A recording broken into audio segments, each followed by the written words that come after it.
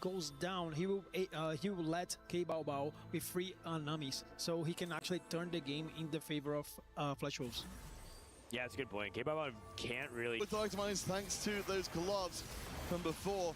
We'll see if the double bubble will be enough to keep Siluk out of trouble. The Blood is on the back line with a Radiant Death Cap as well, so doing an absolute truck ton of damage. I think it's not going to be enough. Siluk takes the hit. He's alive, he's alive. Barely. But Terry is not. The Flash Wolves take the first loss. And Jihan also beats Tiny Giant. This is starting to get really dangerous HP-wise for Nongshim. They've been trading HP to each other, but now Tiny Giant and Siluk need to win every fight. Yeah, I feel K Bao just find a way into the level 9. He was able to find a Blitzcrank too. So even though he's still on Nami 1, he has so many upgrades across the board. And I mean, 7 Space Groove is also very strong. And I feel like having so many artifacts, so many items, these compositions can still pop off a couple more rounds, and then that can be a huge difference. And I can't overstate how important it is where Kabao finishes. If he does drop out in this round, that it changes everything. It means Nangshin may not even need to get a first place to win the entire game, as the 2 Nangshin players will face each other. This is not what the doctor ordered. Yeah, I think if you're Nongshim, I think you need to let Tiny Giant win this, because I think he has the highest scaling potential, but then K Bao can get access to the Nami too. But Fast 9 Graves scaling is their best shot at winning, so I think they're going to just have to let Siluk go. The only thing is, though, we got word that Graves has been building tank. He's been building, like, the emergency plating, more of the tank aspect of things, so he's not getting that buckshot scaling. And then K Bao, now that Siluk is dead, is he going to be able to find that Nami too?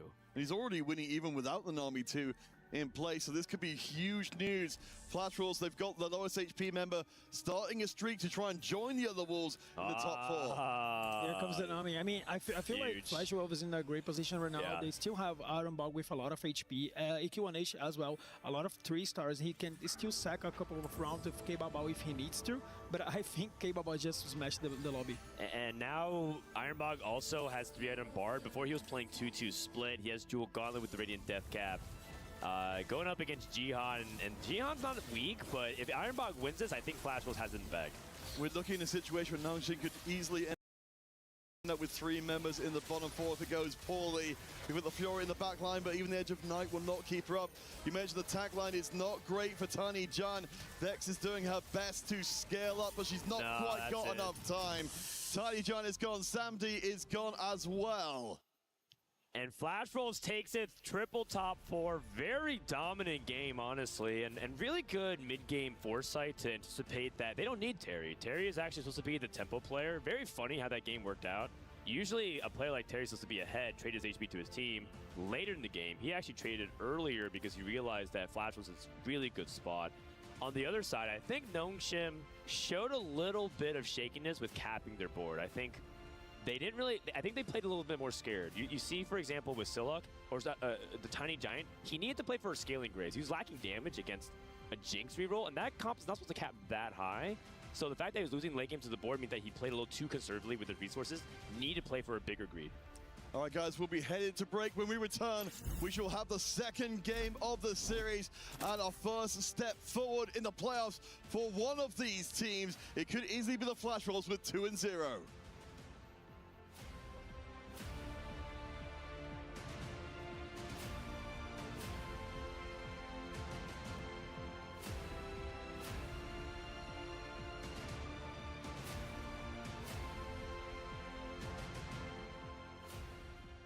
Play is in our DNA.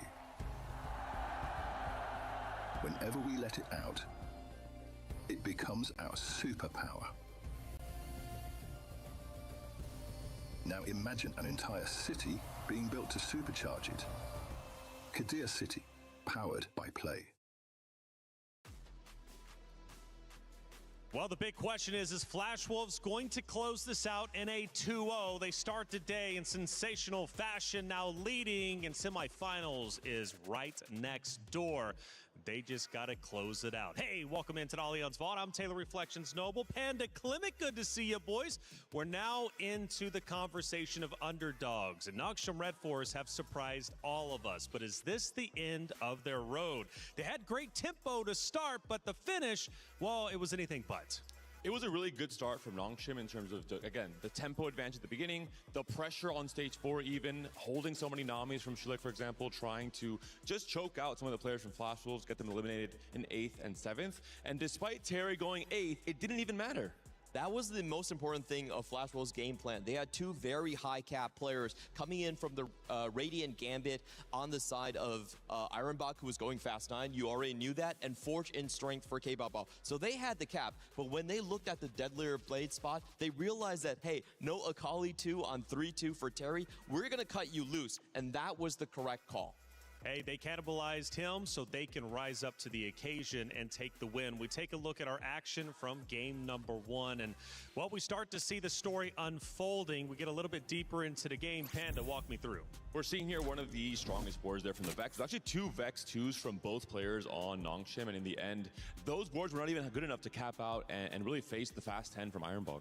And AQ1H was the one that was actually contesting his own teammate in Terry. The really smart thing about the double stacking on the Akali is that if one of you fails, the other one still has enough tempo to push through. They picked the winner, and he did deliver. Let me go back to you, man, because strong tempo for Noxium sounds great to me. But if you start strong, how do you finish strong? And in this case for Noxium Red Force, I understand Flash Wolves, they cannibalized Terry, but where did it truly fall apart for Noxium?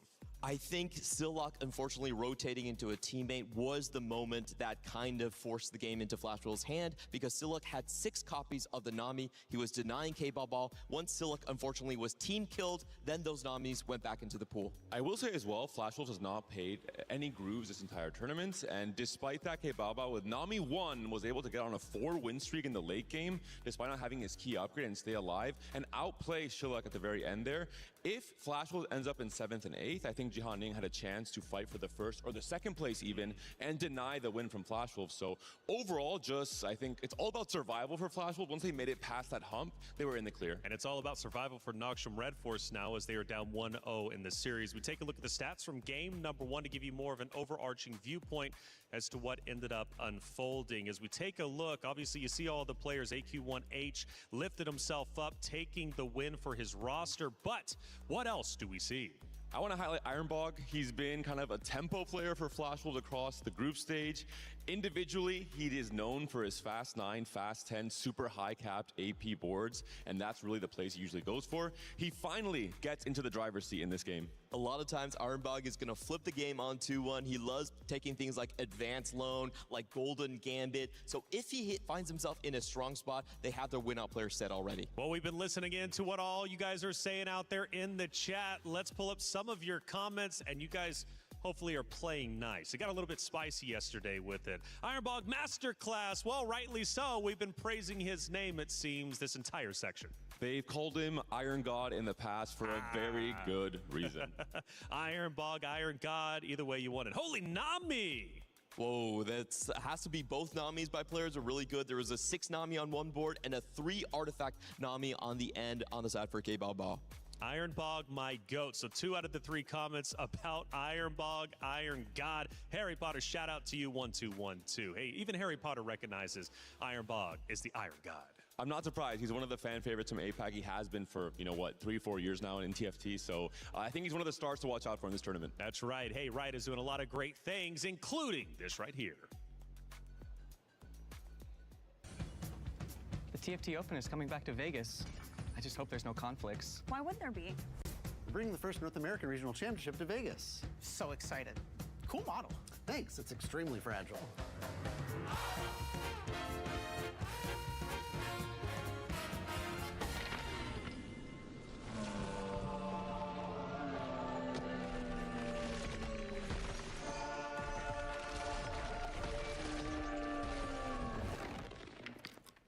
Where's my TFT Open? And my first ever NA Regional Championship. They've combined? Into some sort of Convergence Fest? 2 games in one place at the same time? Can we do it? We have to. Convergence Fest, TFT Vegas Open and the Riftbound North America Regional Championship, December 11th through December 13th, 2020. Hey, Riot's going to Vegas. I hope to be there. That's going to be a lot of fun. 2 events coming together, and you get everything you love in one spot. Hey, Flash Wolves are up 1-0, forcing Noxium Red Force to come back. The underdog story has been absolutely wonderful to watch, but is this the end? Well, let's find out. Noxium Red Force, what's the game plan coming in? You know, Jihaning was the big story opposite of that of, I believe, Ironbog or Kyo Bao Bao from Flash Wolves. He wasn't able to get the win ultimately. They fall short, but they set the tempo early on, which means they're off to a good start. They're just lacking something. What is it? It might be Tiny Giant. I think he's been one of the stars for Nongshim across the group stage. We talked about, Ferdinand talked about it, in fact, that he couldn't actually cap that Graves board up even higher. I think he's been one of the win-out players for Nongshim overall. I want to see him get into that driver's seat, be the star for this game too. Tiny Giant, are you the star for game 2? Let's find out. Nongshim Red Force with the underdog story. Can they keep it up? Or will Flash Wolves, who are forged in the fire and the flames, continue through the playoffs bracket? Let's head to the stage in just a moment's time.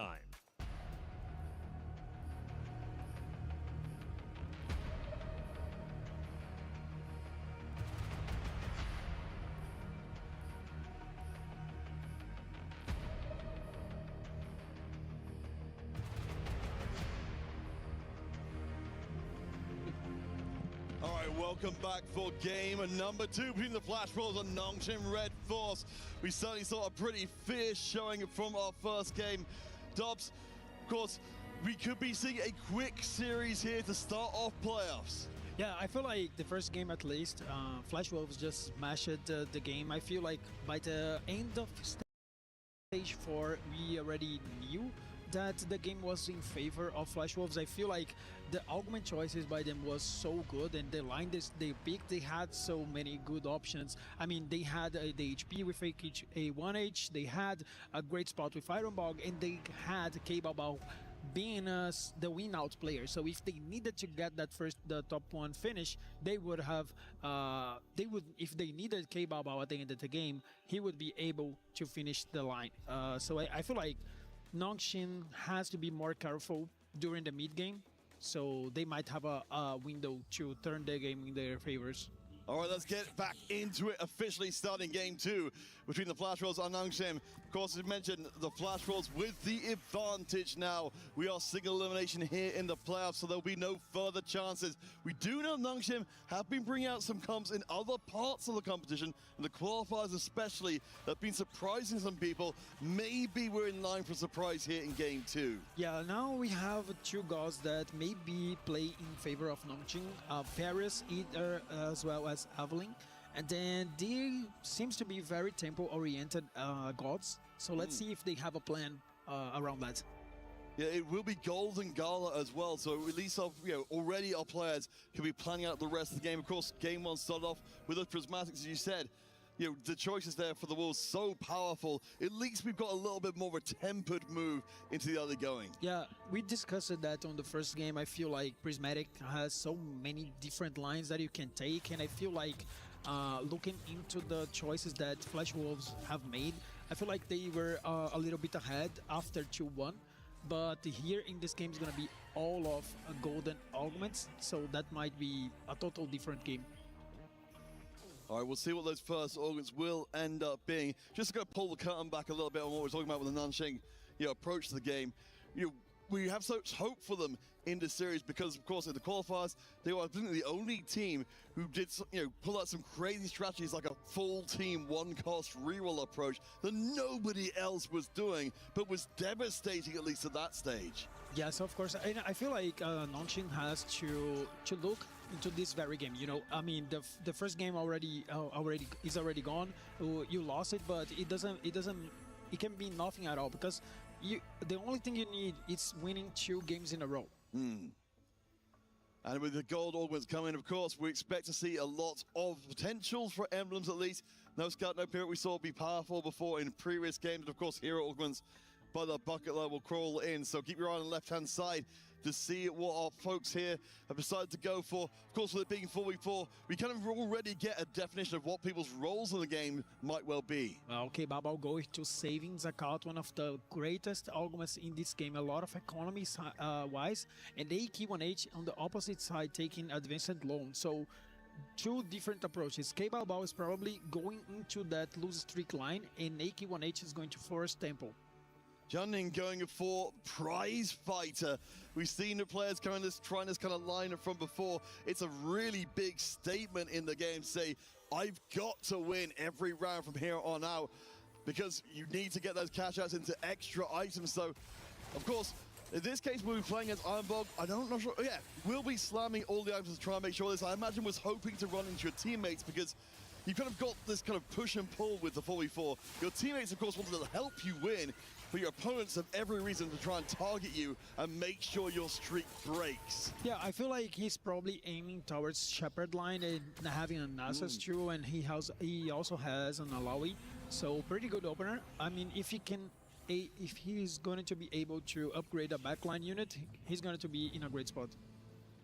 One another player I want to bring to the front and center, AQ1H with the advanced loan coming through. Feels like, again, a very 4v4 centric augment that you're giving up future power to make sure that you're very strong right now. Yeah, he can always aim towards Akali, which is one of the greatest lines to play tempo, but he didn't level up. So I feel like he's trying to focus on the economy.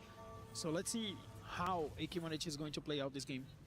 Well, Sam, we've got here with a strong start from his own against Terry, who's bringing out the concentration. We have seen this be absurdly powerful later on. Zoe option, Aurelian Soul option, Morkais, if you can find enough of them, can become an absolute monster. Yeah, I like this augment pretty much because it gives you a lot of great early game. It gives you Zoe, either Mordekaiser, and later on you can play Asol. It's a pretty standard augment late in the game. And you always aim for those middle placements. You can play that for getting like top 4 finish. It's quite good for 4v4. All right, in the very early going, Jianing and Terry were the ones winning out. Of course, Jianing, again, motivated heavily by the prize fighter, will only get those extra items. Terry, as you said, this board comparatively to what we're seeing from Jianing, maybe not quite as strong as it could be.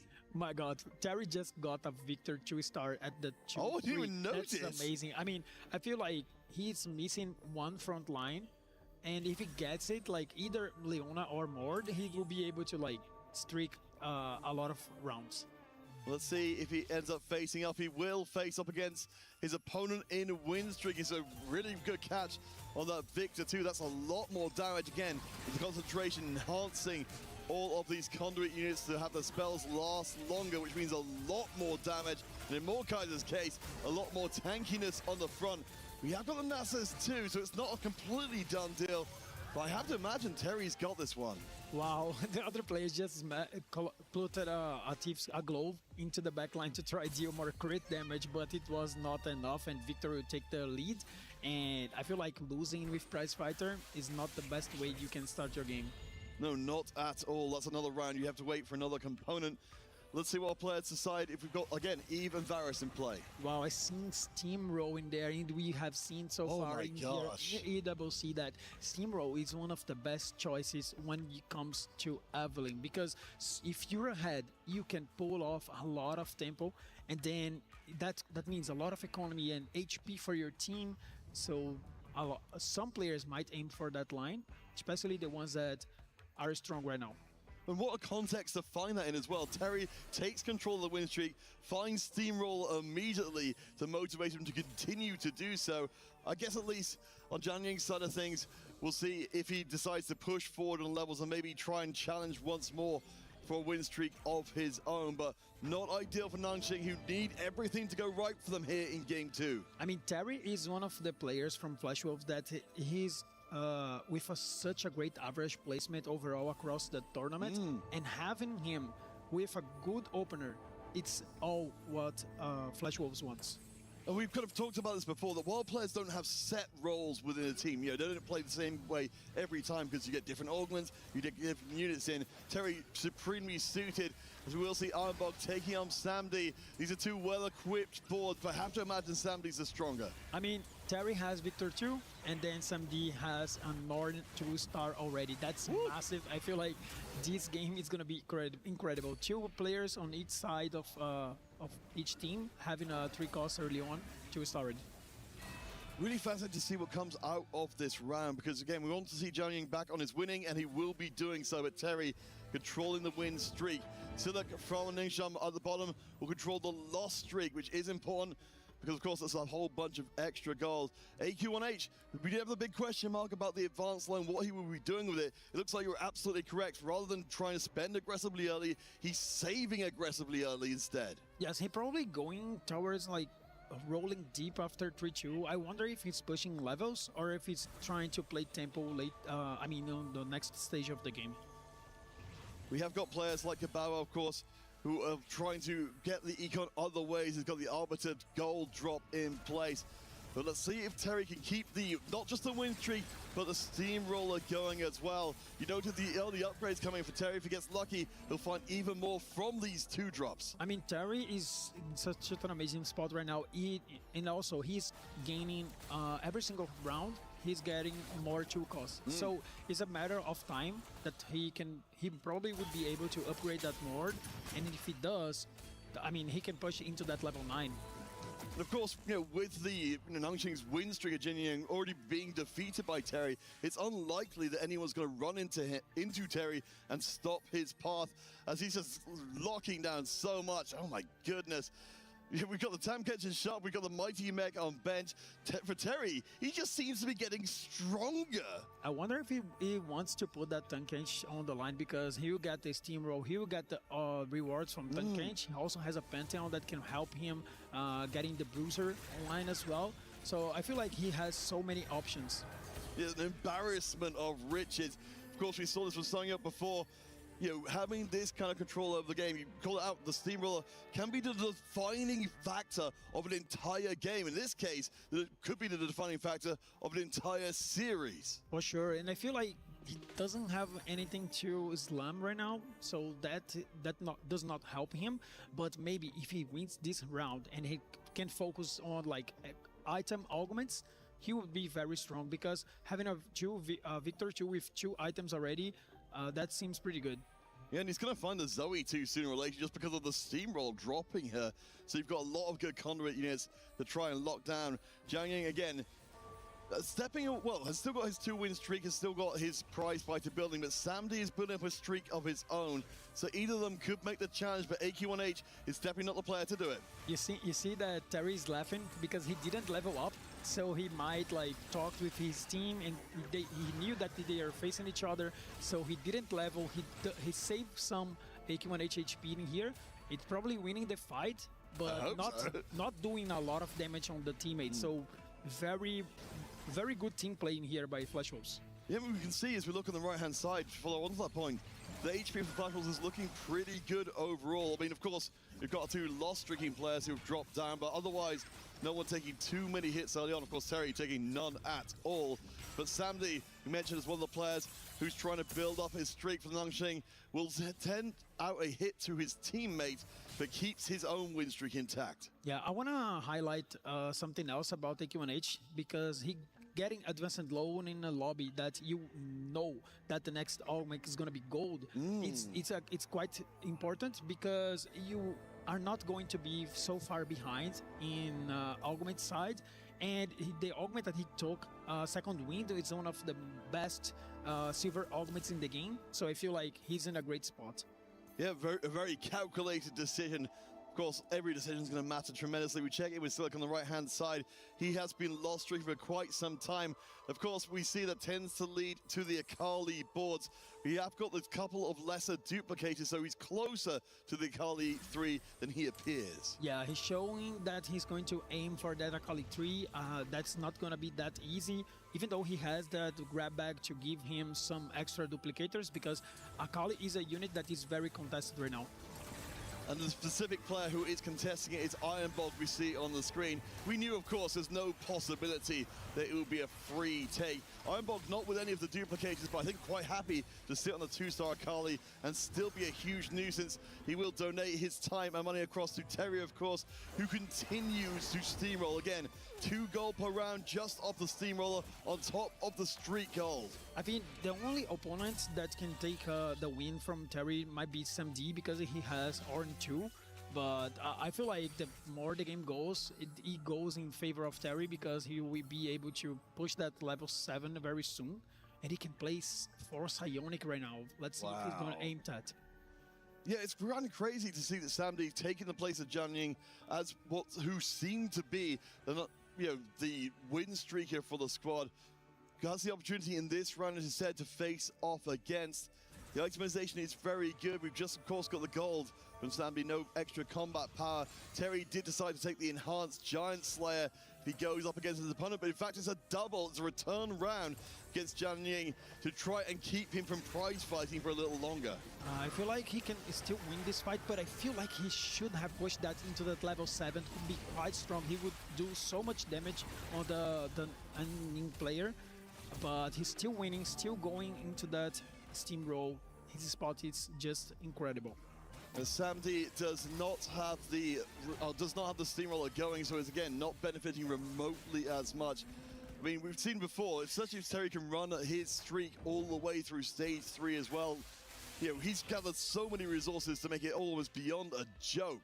Wow, 4 cost shop and Evelyn giving 12 extra gold. I wonder what players are going to aim right now. Both are good, depending on what do you need. I feel like for Terry, having more gold, it's better because you can ramp up a lot, but he also have a lot of 4 costs that he wants, like Ace, sometimes the mech as well. So let's see.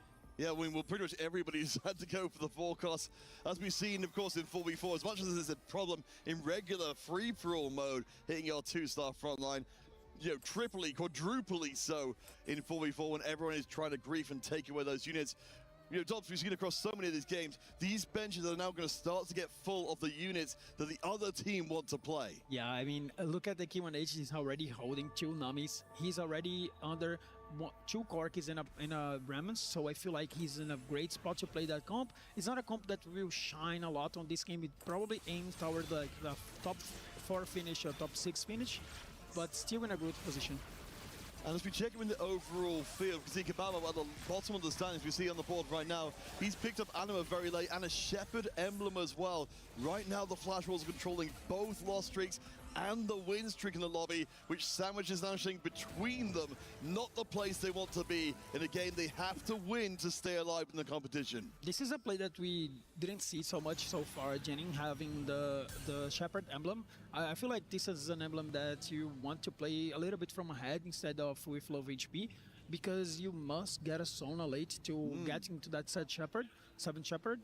But I feel like maybe he knows something. So let's see if he has a plan around that emblem.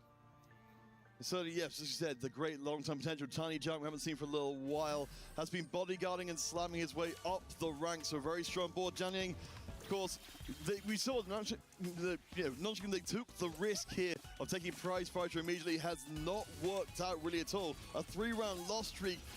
The opposite situation. We could be living in a world where Jian Ying was steamrolling, was getting prize fighter stacks, but instead he's languishing towards the bottom of the table with a win streak augment. Yeah, I feel like this is an augment that if you get 1 extra item is good enough. It's not that bad, but I feel, of course, it's way better to have multiple items going on, but that's not going to happen.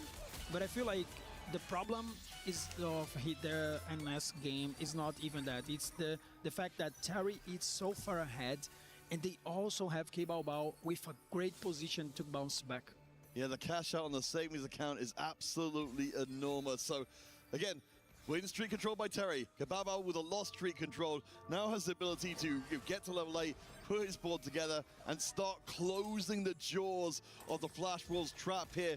All of the Nanxing Red Force squad are between these top and bottom players of the Wolves. It feels like it's only a matter of time until those jaws close. Yeah, let's see if Red Force actually have a plan to deal with that. Maybe the Akali treat can bounce back later on, depending on the augment that he gets.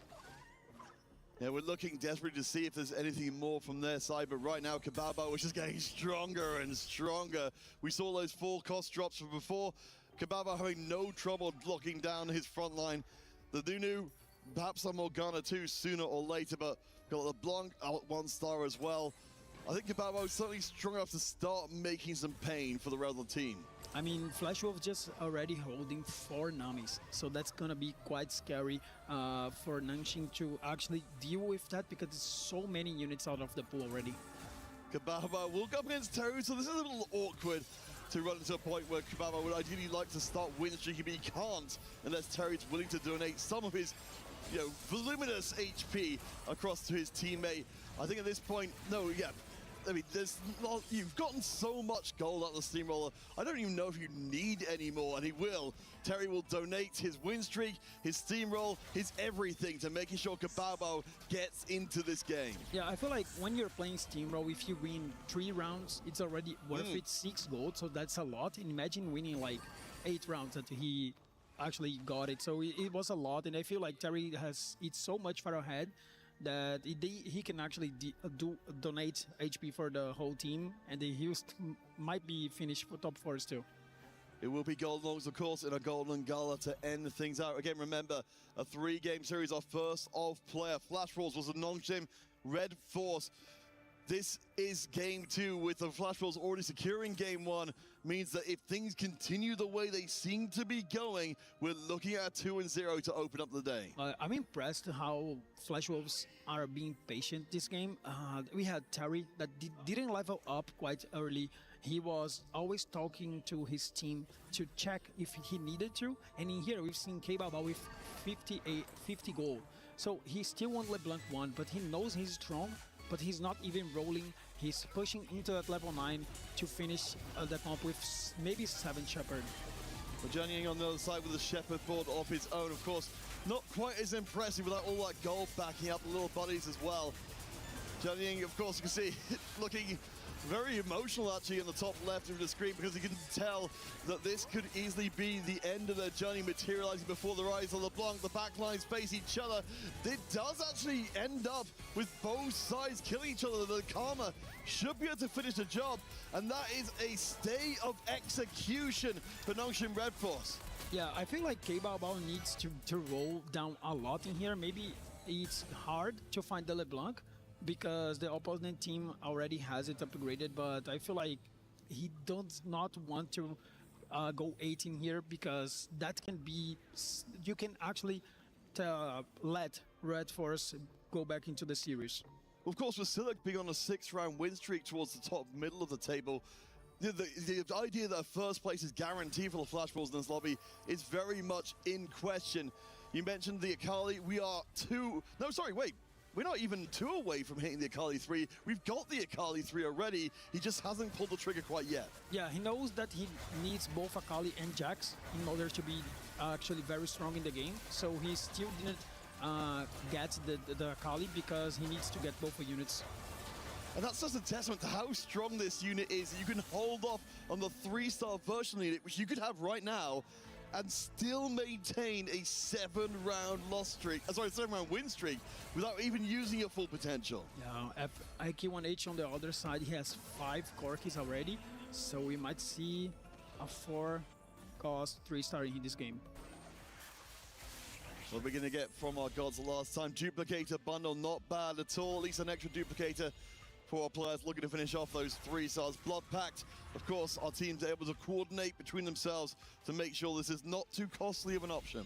Yeah, Psylocke also is going to be able to get another duplicator that will help him a lot with the Akali and the Jax, and I think that Nongshim needs to rely on him, because this is a composition that can deal a lot of damage on Flash Wolves.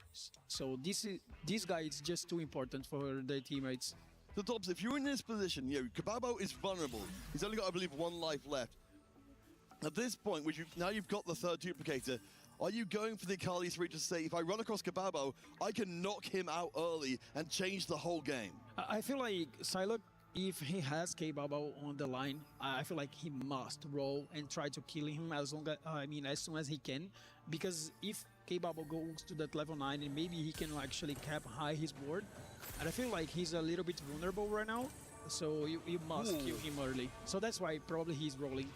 Yeah, well, he's got the Jax, he's got the Akali 3-star. He doesn't face off against Kababo this round. Instead, his teammate, Samdi, one of the players who was looking to push forward strongly before, is now on a 6-round loss streak with Space Group instead. Yeah, but he actually took out the items from Jax just to save some HP from his teammates. Speaking of teammates, Kababo will be preserved by his teammate in this round. The Corki board, you know, quite happy just to absorb the loss. AQ1H doesn't have a ton of HP, but he's certainly got more than Kababo does. Yeah, he found the Sona. He probably thought that the LeBlanc was too contested, and then he pushed it into that level 9 with little gold and rolled it a little bit and got the Sona. Now he has 7 Shepherd. I feel like that might be a great thing for him. Cool upgrades, very important, but still missing the main carry. Yeah, there's still a few more moments left open, particularly one more round left open for Nongxin to be able to come in and throw the fly in the ointment here for Kababo and the rest of the Flash Rules squad. If you look up the table, we're starting to see things separate out a little bit more. It feels like heading to stage 5 is the pivot point of this game too.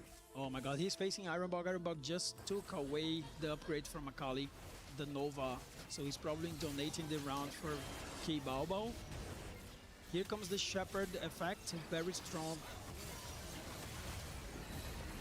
No, you're absolutely right. You know, for Flash Rules, I think getting a little bit lucky here with their matchmaking, being able to control the ascension of Kababo, or at least making sure he doesn't drop down. I'm keeping an eye out for AQ1H to see if he takes another loss, as Sandy also gets hit. We're starting to 3. Well, of course, Kababo on a single life. We've now got several players, or maybe just a couple. Yeah, I feel like K-Babo dodging Psylocke was one of the best things that could happen to Flash Wolves, because MD is not quite strong yet. He needs to get a Blitzcrank 2 in order to help him with the groove. He's still on a decent spot, but he doesn't have quality augments. He just have one apotheotic forge, so that's not too much. So Blitzcrank 2 is very important. All right, we'll keep an eye out here for how Kababo and Terry do in this round. Of course, Terry with a steamroller from before, absolutely magnificently strong, but Kababo has been dodging through the raindrops for a while. Terry, of course, you know, he's gotten so much money already. We certainly expect to see him be able to, with 84 gold in the bank, to build an absolutely ridiculous board long term. Yeah, we see the benches on the side of Flash Wolves. I think that he's playing slowly to see if he can find a teammate to do less damage. We can see the remover in there. He still have a couple of them. And I feel like this next round is going to be very important. All right, we'll keep our eye out on the right-hand side. Again, we're seeing a lot of the losses on the Flash Rules side, but a few of our players sort of top as well. As he will be facing up again against a third teammate in a row to make sure that Kababo will not drop. You know, Dobbs, what's the downside again of playing this kind of way for the Wolves, keeping donating HP? No, I feel like it's quite important, because Terry is not getting like about 4 in this game, and I feel that it's very important for him to donate the HP that he got early on. So this is a strategy that's very common in 4v4, and it's quite efficient. It does, of course, mean we end up in situations like this. On the right-hand side, you see the HP totals underneath the levels. We've got barely anything in it from, you know, second place all the way down to 6th. So the end of the game, tremendously volatile. Kababo still not eliminated, fighting his teammates over and over again. That's got to stop at some point, and I imagine it may well be this round. Yeah, I think it's going to be very difficult for Red Force, because Nongxin, they have Tiny Giant on the bottom of the stands as well. And his composition is like a regular comp, playing Asol and Karma, not a comp that caps so high. Jianying, the failed prize fighter player, will be his opponent in this round, which will be one of, I imagine, the softer boards he can face. He mentioned the Shepherd Wave, which provides so much CC, especially when you've got the Nunu in the mix as well. I can't imagine Jianying is going to be the player to bring down Kababo's streak and put him out of the game, and it doesn't look like it will be the case. Just a step above. Similar balls, but Kababo's is better. Oh my god, look at the Corki! He had done it. I mean, Sam D going Nate in here, that could be the end of the line for Nongxin. Yeah, that closes so many doors. We were so close to Kababo. If the matchmaking had gone differently, going out in 8th himself. And we see just above in the red, of course, the Nongxin Red Force. They are not looking too healthy. Siluk, we were praising before, That's doing very well, but everybody else seems to be dropping off. I feel like Flash Wolves just seems too dominant on this matchup. K-Bao is still alive. He has the 7th Shepherd. They have the HP to trade with their teammates. So the game is so one-sided right now. Weibo will be facing off against, I believe, the Ghost in this round, so it should be absolutely fine. The big story right now is whether Tiny John on the right-hand side can stay alive, or if he can't, they'll push Nongshim into an almost unrecoverable position. The front lines are collapsing for Tiny John. He needs some bigger giants on his roster. The back line is really good. The Aurelian Soul will cut through a lot, but the Corki doesn't drop. Karma with another shot. The Aurelian Soul is so far off of casting. Tiny John takes a hit, but he's still alive. Oh my god, there is no way that A-Soul didn't hit the Corki before the Riven, so that bought us some little extra time, and then AK1H was able to take down that fight. Oh my gosh, it still feels like for Nongshim Red Force, this is a massive uphill battle. They barely got any HP left on the team, as you can see from the two members we're looking at here. It's going to be a dance along the edge of the blade to get out of this one. Everything's pointing towards the Wolves, locking down the first game, or first series of playoffs, 2-0. I mean, Peter, I think this is the end of the Cinderella story of EWC, but the Nongshim still fighting for their tournaments. Well, you call it from before the Flash was looking to 2-0, from here all the way to forever. Keep an eye on both of the front lines here across the two Nongshim boards. They're both playing from the bottom of the board as the Morgana walks in. And we see already, this is an Aurelian Soul's power unleashed. Tiny John gets absolutely annihilated. Jianyan gets run over as well. And that's going to be the two members, the three members out of the bottom four. The Flash Wolves remain undefeated. And our first playoff series is done and dusted. I mean, what a play from Flash Wolves. They did an amazing job. 2-0, and I think they just made a statement. Nongshim were the dark horses of the competition. But they were seed 1 from APAC. So Flash Wolves just saying, we are the favorites on our region right now. We're showing that we can do great stuff in these playoffs. Well, you've got to, of course, to see the mark of respect from the players to each other. The fact that Nongshim got this far as players who really got the whole roads ahead of them competitively.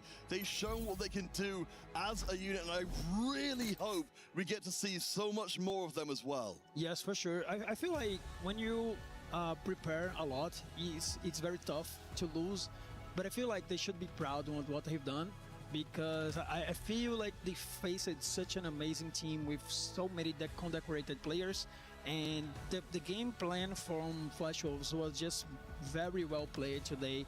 They had the best augments, they had the comebacks and the win-outs. They played very well tempo as well around the circumstances they created, and I think Flash Wolves, they were the favorites in this series, and they confirmed that. They did play, of course, last year, making top 8. They've now surpassed that achievement. Ironbog and Kababo were there as part of that team.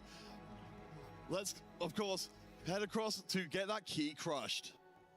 All right, ladies and gentlemen, and officially, the key has been passed as Nongshim Red Force are officially eliminated from the tournament, and Flash Wolves moves forward in the playoff picture. We have the interview ready with Kitty. Congratulations to Flash Wolves for the 2-0, eliminating Nongshim out of the quarterfinals. So now you guys have successfully made it into the semifinals, and I've heard that a lot of teams think Flash Wolves are a strong opponent. So what do you have to say for this rating? 首先恭喜 Flash Wolves 能成功打进4强。我也打听过了，其实很多队伍都觉得 Flash Wolves 是一个非常有实力的队伍，所以对于这个看法有什么意见呢？我觉得我们这次准备的非常充分，也是发挥的非常好，所以我觉得我们也是一支夺冠热门的队伍。I feel like for this tournament we have prepared very well coming into the tournament, and we feel very confident, and of course we are going to contest for that title. 那么这次也是再一次来到了 EWC 的舞台，所以想对自己有什么目标和就是答案或者就是要求吗？我觉得上一次的话，我们也是在8强就离开了嘛。那这一次的话，我希望我们这次已经突破了8强。那希望未来的话，就是明天可以发挥出好的状态，拿下冠军。So for my personal goals coming into EWC once again, unfortunately last time when we were at EWC, we could only finish in the top 8 positions. So this time, hopefully, we can go into the grand finals. Thank you so much once again. And of course now, we have to crush Nongshim's key and say goodbye to their chances at the Esports World Cup. 请把他们的钥匙毁灭掉吧。Ladies and gentlemen, there's never a right time to say goodbye, but if there was a right time, it would be right now. Flash Wolves, of course, with the big time W. Congratulations again on moving forward in the event. Flash Wolves showing they are a force to be reckoned with, and it's about that time to crush that key. We seen yesterday Doha absolutely destroy. We had to repair the key crusher. This is it. Nongshim Red Force, the underdog story, Cinderella story. Oh. Yeah. Congratulations again, ladies and gentlemen. Flash Wolves moves forward in the bracket, a force to be reckoned with. Will he reach his goals, his dreams of making it to the grand finals? We will find out. That's it, ladies and gentlemen. Congrats again to Flash Wolves, and let's keep going with the tournament. We were there for every click, every clutch, every respawn. We were there for the years of grind, and we're here now. The proud founding partner of EWC, powering the biggest event in gaming, shoulder to shoulder with the world's best, making history. Greatness deserves a stage. Lenovo Legion, reach your impossible.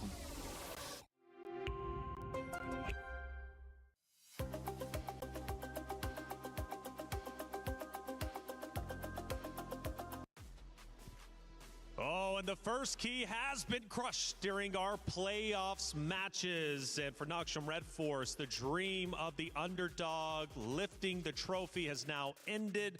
We still got some underdog stories, but for this one, it comes to a close. Flash Wolves have been unstoppable, incredible. They've made it through all their competitors, and they now sit in semifinals. But for Nongshim Red Force, we must celebrate the fact that they came in as relatively unknown players and leave now with a lot of status and prestige.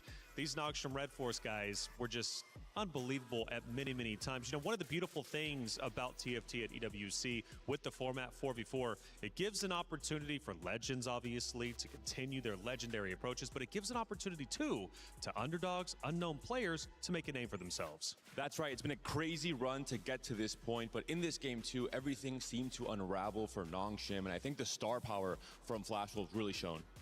Yeah, for Nongshim, though, we talk about from couch to crown, career-defining for EWC. Yes. This has been their story. I'm sure, even though they haven't been known names in the Tier 1 circuit, there's going to be a lot of orgs that are willing to pick them up now. From couch to crown. I'm taking that, and I'll give you the trademark for it, though. Let's start breaking down this game, because it was really good.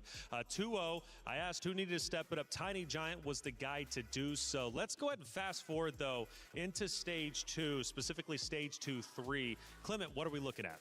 We're looking at the unfortunate demise of Jiang Ning's economic plan here. He's playing on Prize Fighter. You get extra components for 5 wins, but he runs into the most unreasonable board here coming in from Terry. As we see in the back line, there is a 2-star Victor just naturaled from the shop. Absolutely crazy spike this early into the game, but Clement, it got worse for Nongshim after this because the God offering was Evelyn's Steamroll, which gives you even more gold for, well, steamrolling your opponents. And with a Victor 2 with a board like that, Terry went on an absolute insane win streak throughout Stage 2 and 3. And he rolled a slight roll on Stage 4, level 8, 30 gold, already had the Ace-Ol 2, could then go 9. Yeah, and we asked our observers for the player reaction. You could tell that Nongshim right then and there knew that their chances of dominating the game was slipping away. A lot of lip biting there. Oh, and that's tough too, because it's so early on. I mean, we're only Stage 2-3, but we fast forward to another action clip. Now we're in 5-5. We're a little bit deeper on. Now, if Nongshim already thought they were in trouble then, what are they thinking now? And this was basically the end of the game, essentially, and we saw just the last few players on Nongshim trying to stay alive, but they just could not handle the high cap boards from Flash Wolves. It was a double elimination on the side of Nongshim. Both of their players were actually playing for Shepard, and what Flash Wolves did so well is they sent their last streak player, K-Bao, directly on that Shepard emblem to lock both of them out. K-Bao, maybe with savings account, was going to roll on 8, just play for tempo. He took a huge gamble. Instead, he went all the way to stage 5, went for level 9 board, survived for all those rounds as well. And that was, I think, one of the pivotal moments for Flash Wolves. For Sam D on Nongshim, he picked up reinforcement on 4-2. Usually that means you're playing for immediate strength. You're playing to stay alive. You're expecting a 5th or a 6th. He ended up in 8th, and that kind of unraveled the entire game plan for Nongshim. It's always tough. Yeah, 5th or 6th to 8th place. You know you're in trouble at that point. We take a look at our stats from that game number 2. Obviously, the series ending 2-0. Once again, we pull up the round results, all the players. Terry from last to first this time. 20 wins and only 5 fight losses. That was a ton of the steamroll stacks going into that one. 17 steamroll stacks going in. So he was sliding on huge econ. And honestly, even if K-Bao went 8th this game, Flash Wolves still could have won. They were that much ahead. Ironbog was the hero in that game 1, but for Terry, he's back in the driver's seat. He had a 3.0 AVP for Flash Wolves in the group stage. Yet again, here's the hero off of that crazy Victor spike early. Ooh, the emotions, though, were flowing. And I remember you actually specifically saying, at least in game number 2, man, it started to hit Nongshim Red Force. This is a lot harder than we thought it was going to be. They came in with a plan, but that's only one thing. Executing is also tough for Tiny Giant, too, feeling that pressure. How could they not, after all? They came into the playoffs with the hopes and dreams of lifting a trophy, but after game number 1, they quickly ran into issues. Nongshim should walk away proud. I think this was a terrible matchup for them. They are known as the one-cost reroll team. They really like high-tempo games and low cap. But unfortunately for Flash Wolves, they were lucky in the early game. All their flips made it, and they also play for slower high caps as well. So you think it was just a mismatch in general, or do you think Flash Wolves, they've got different looks, and this was the proper look to take down this roster? I think the experience from Flash Wolves really, shown here as well. And you're mentioning it, Clement. The patch that we had in TFT in the qualifiers was so good for Nongshim. It was really their style that they really popularized with the one-cost reroll. It has not been the case, and yet they still adapted well enough to make an underdog run into the playoffs. I'm excited to see what this roster can do in the future. For sure, absolutely, and I hope they do perform well in the future, or at least come back, right? Stay together. So many teams stay together and they only improve. This is going to be one of those rosters for sure. Plenty of people breaking down the action, and aka Wonder is one of them. Let's bring them in and have a little conversation of what we think TFT is happening or how we're liking it. Wonder, what? First off, fire shirt, my guy. How you feeling? I'm feeling great. How are you guys doing? It's amazing. We are here in the core stream. Yes, enjoying the event so far. Absolutely. And what do you think about it? We're back in Paris. We're here for EWC. And this stage has been electric. We've had some of the best gameplay we've seen in a long time when it comes to TFT. Of course. It's always amazing to see so many stars here. Even though we are seeing a lot of 2-0s yesterday and today, I feel like the lineup is stacked and all of them are very good players. I'm looking forward to see Flancy as one of the best players maybe here in Paris. So yeah, stacked lineup for me. Buenos dias, Aka. I've been joining you on the Spanish code stream across these last few days. I know you were a big fan of the MCOY boys that got unfortunately eliminated yesterday up against Godlike. Now that we're in the playoffs, is there any team in particular you're really rooting for outside of just the star players? I mean, after yesterday, I need to go with the EMEA teams, of course, so I'm rooting for Godlike. But yeah, the MCOY losing yesterday was very bad for me. I'm pretty sad, but I'm going with Godlike, so let's go with Mia. All right, fair enough. Well, hey, is there anything else that you want to say to the fans out there now that we got you on this great stage? Of course, you guys are amazing. Thank you for being always part of the core streams. Also, you guys are doing a very good job on the main commentary. So let's see what bring us to today. TFT, more everything. Thank you for everything. Absolutely. Thank you so much for coming in. I'm going to have to link up with him later because I want that shirt. That shirt is awesome. Flancy, by the way, mentioned him. He's going to be on that stage in just a moment's time, and we're going to be talking about Team Vision and how well they have been playing so far, because their story is tremendous. But for Noxium Red Force, a tremendous effort. They came and they did exactly what they wanted to do. Yes, they don't get the trophy, but they still make an impact, making their story that much more interesting going into next year's competition. Degon had a chance to catch up with one of them from our post-match interview. What's up, everyone? Joining me after their quarterfinals loss is Shiluk of Nongshim Red Force. It felt like a really tough go, an 0-2. What was that series like for you? It's kind of disappointing, but I believe that we were just unlucky, and we will keep trying better as a team. What are some of the learnings that you take away from this 4v4 experience here at EWC? It was a great experience overall, and I believe that we learned a lot about what's important at 4v4 and what we should practice more on. You came in as a surprise seed from APAC. You lose to an APAC team. Who do you think is the strongest team left in the tournament? There are a few teams that say that they are the best, but I believe that Weibo is the defending champions are currently strongest. And then finally, you've gained a lot of fans throughout this tournament. Anything you want to say to old fans of the Noodle Boys and new fans who are now joining along? Thanks for rooting for us, and we will be back at next EWC and win the tournament. Shiluk, everyone, thank you so much. It's been great getting to know you over these last several days. Best of luck in the future. Thank you. That's exactly what we wanted to hear from Shiluk and Noxium Red Force. They will be back, and it's going to be a treat to watch them next year, because this roster is incredible, and they should absolutely hold their heads up high, because my goodness, did they put on a performance. This roster is only going to get better. That's what I want to hear. You want to hear the return, you want to hear the comeback, you want to hear the hunger to still say, hey, we made playoffs, but we want more. Yeah, career-changing moment for them. I think we're going to see a lot of organizations rushing to pick them up. And shout out to Cassie God, 3 years in a row taking unknown rosters all the way to the playoffs. That's right. Well, hey, day 3 was exciting. And we have a compilation of all the team comms thanks to Sadia. Nice!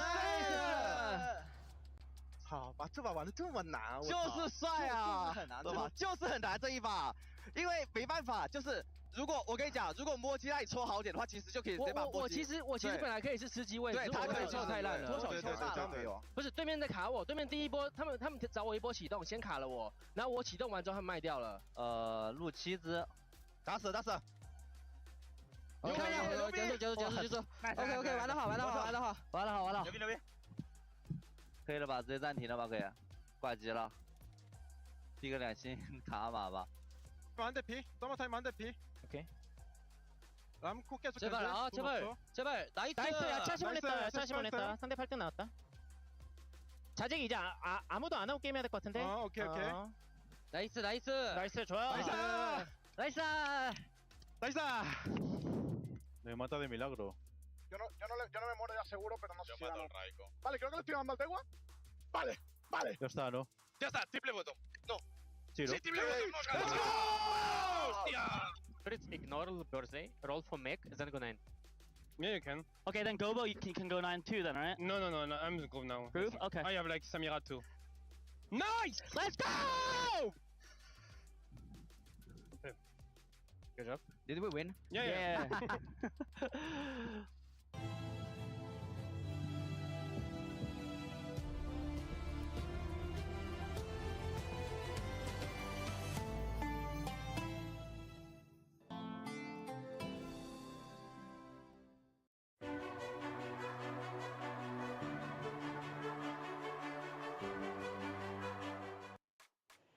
I'm not kidding you. That was probably the best team comms I have heard yet. They were having a blast out there, and even at one point, not even realizing that they actually won the game. Incredible stuff coming out from Sadia. Thank you so much. Next series, though, is going to be great. It's Team Vision and Virtus Pro. And for the club championship race, these two orgs are going at it. Trav, give me the details. Team Vision finally managed to get over the line when it comes to the club championship eligibility yesterday.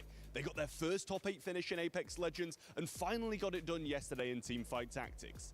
They did drop down to the lower bracket and had to go through that grueling Eastern battle against T1 to make it to the playoffs today. They face off against Virtus Pro, who, funnily enough, both land on 950 points currently. So it's going to be a big battle to see who can make that break further up the leaderboard in the club championship. Virtus Pro are flying through the groups yesterday. They won 2 in a row and managed to get today in the playoffs. It's going to be a huge battle, and Virtus Pro have momentum and confidence on their side, so it's going to be a tough, grueling battle for Team Vision. Wow, I didn't realize they were tied for 5th place. That makes the stakes even higher for this matchup, not only to protect your key for the competition, but also for your org, getting more points, elevating yourself up even to the top 4.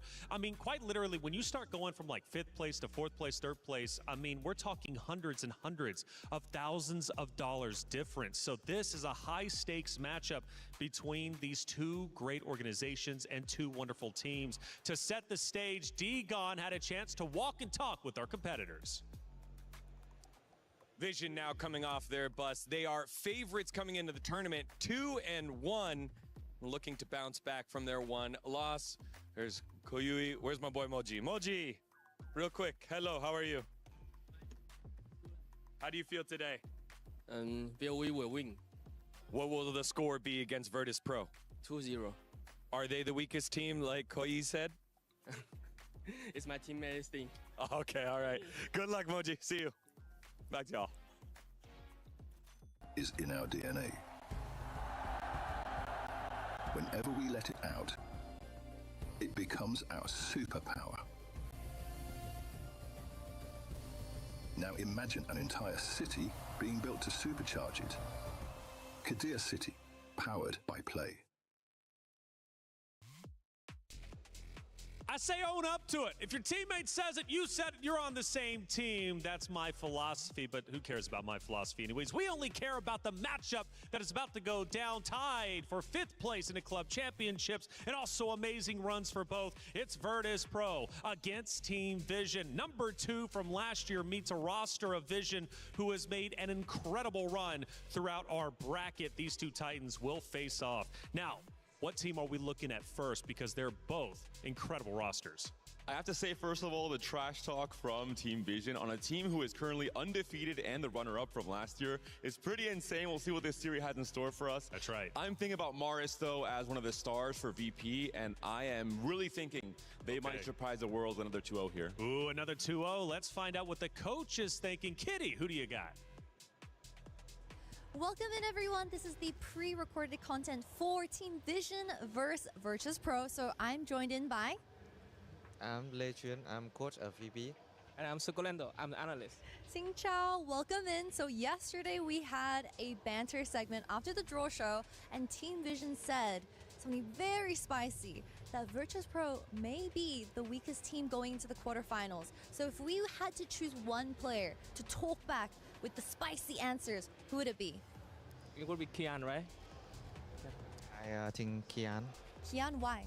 Because he's arrogant himself. Oh, yeah. Okay. So we have Kian for the banter smack talk. And of course, we are currently in Paris. So how do you like Paris so far? For me, it's like it's a pretty wonderful trip, and I haven't gone to a lot of places, but I will eventually do. I like the weather in Paris this time. It is getting a little bit chilly though, so of course make sure to bring your nice jackets. That's all gonna be for today, and we'll see you guys on stage later. Kitty, it might be chilly outside, but it's only heating up in here on that very stage as quarterfinals continues for the playoffs. Virtus Pro. We heard for a couple of the players, including the coach there. Now, this is a big moment for them because they remember last year falling short to Weibo Gaming. This year, they want it to be different. Now, their run has been phenomenal.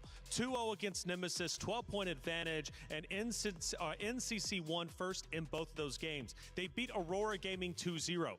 This is a roster that has been undefeated not only in their series, but also their maps. The 2-0 against Aurora is the big one for me. I think Aurora's a very, very strong team. To 2-0 them that easily early on in the tournament is absolutely insane. And VP, despite losing that final last year, I think they had some of the best team play in the entire tournament. They transferred that perfectly into this year's edition. We talked about just the club championship points being so important. Last year, they were able to make over $1 million for their organization, and they were instantly re-signed right off the bat. This is a team that has been built the longest time for a long time. They knew they were coming here because they were the second place, and each of them individually has stepped up in the TPC. But who is the individual that is the best? NCC1 has been out of this world. I know Milo obviously has a lot of attention himself, but who do you look at to be the X factor for Virtus Pro in this matchup?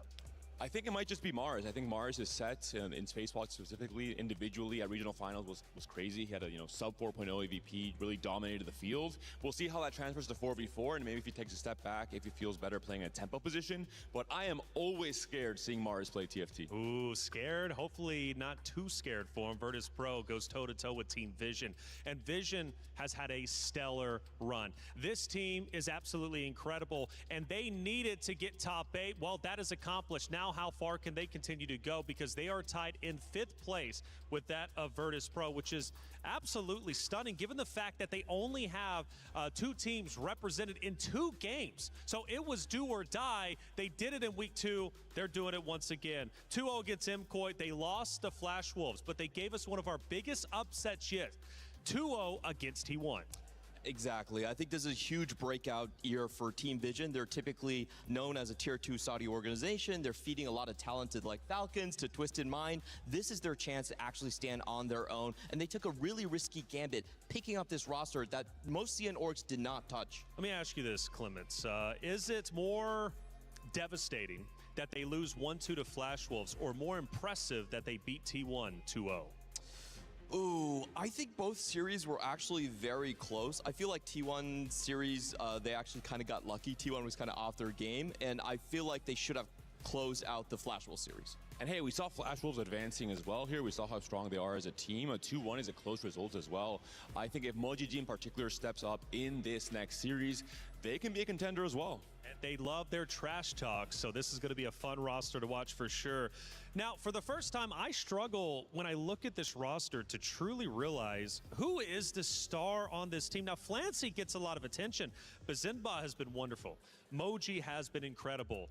Koyi as well is great. But Flancy, I guess, would be the star. I mean, he's been making incredible moves throughout our tournament. For Team Vision, is Flancy the X factor? Flancy is the best player on this roster, and because he's so consistent, I can't say he's the X factor. I have to give it to the quarterback, which has been Moji.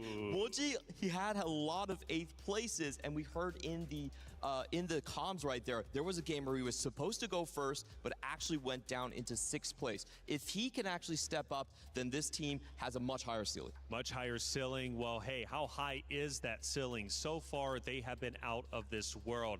Vision taking on Virtus Pro. One key is going to be crushed, and the stakes are high for the organizations themselves when it comes to the club championship. It's our second match of the playoffs. Let's send it to the stage to get it started.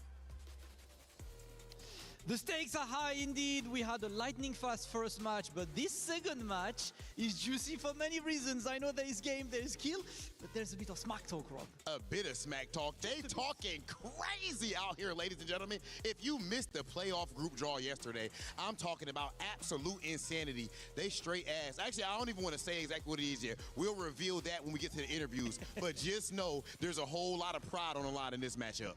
Absolutely, pride is there. Of course, these two teams are looking ridiculous. It's all about continuing. One team looking to confirm, the other one looking way too good throughout the entire first stage.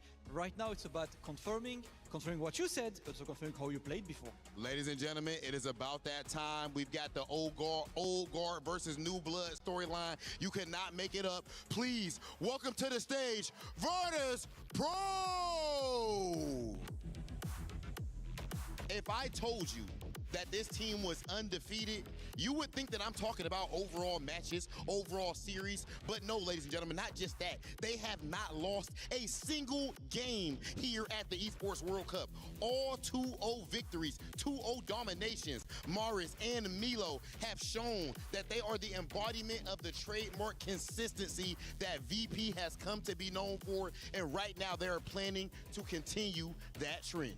This is all we want, especially when you have an undefeated run out there. But despite being undefeated, there is a team coming up to that stage that looks mighty confident that they can take them down. It is time to welcome China's first seed, Team Vision!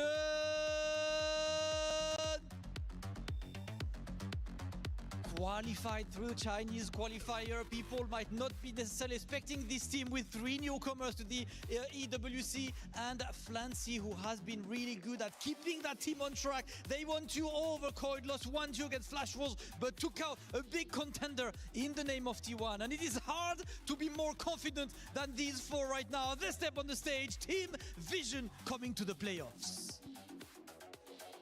Okay, ladies and gentlemen. Now, I do have Milo right here next to me for an interview. Simply put, yesterday there was a whole lot of trash talk from the other side. They said that Team Virtus Pro is the weakest team in the playoffs. Are you going to make them pay?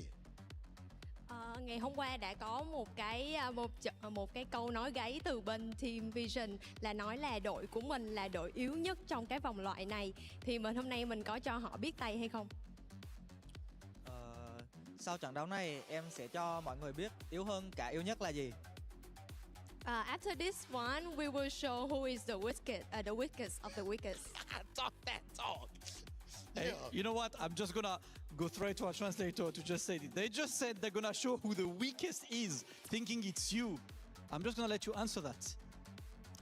那刚才也是问了。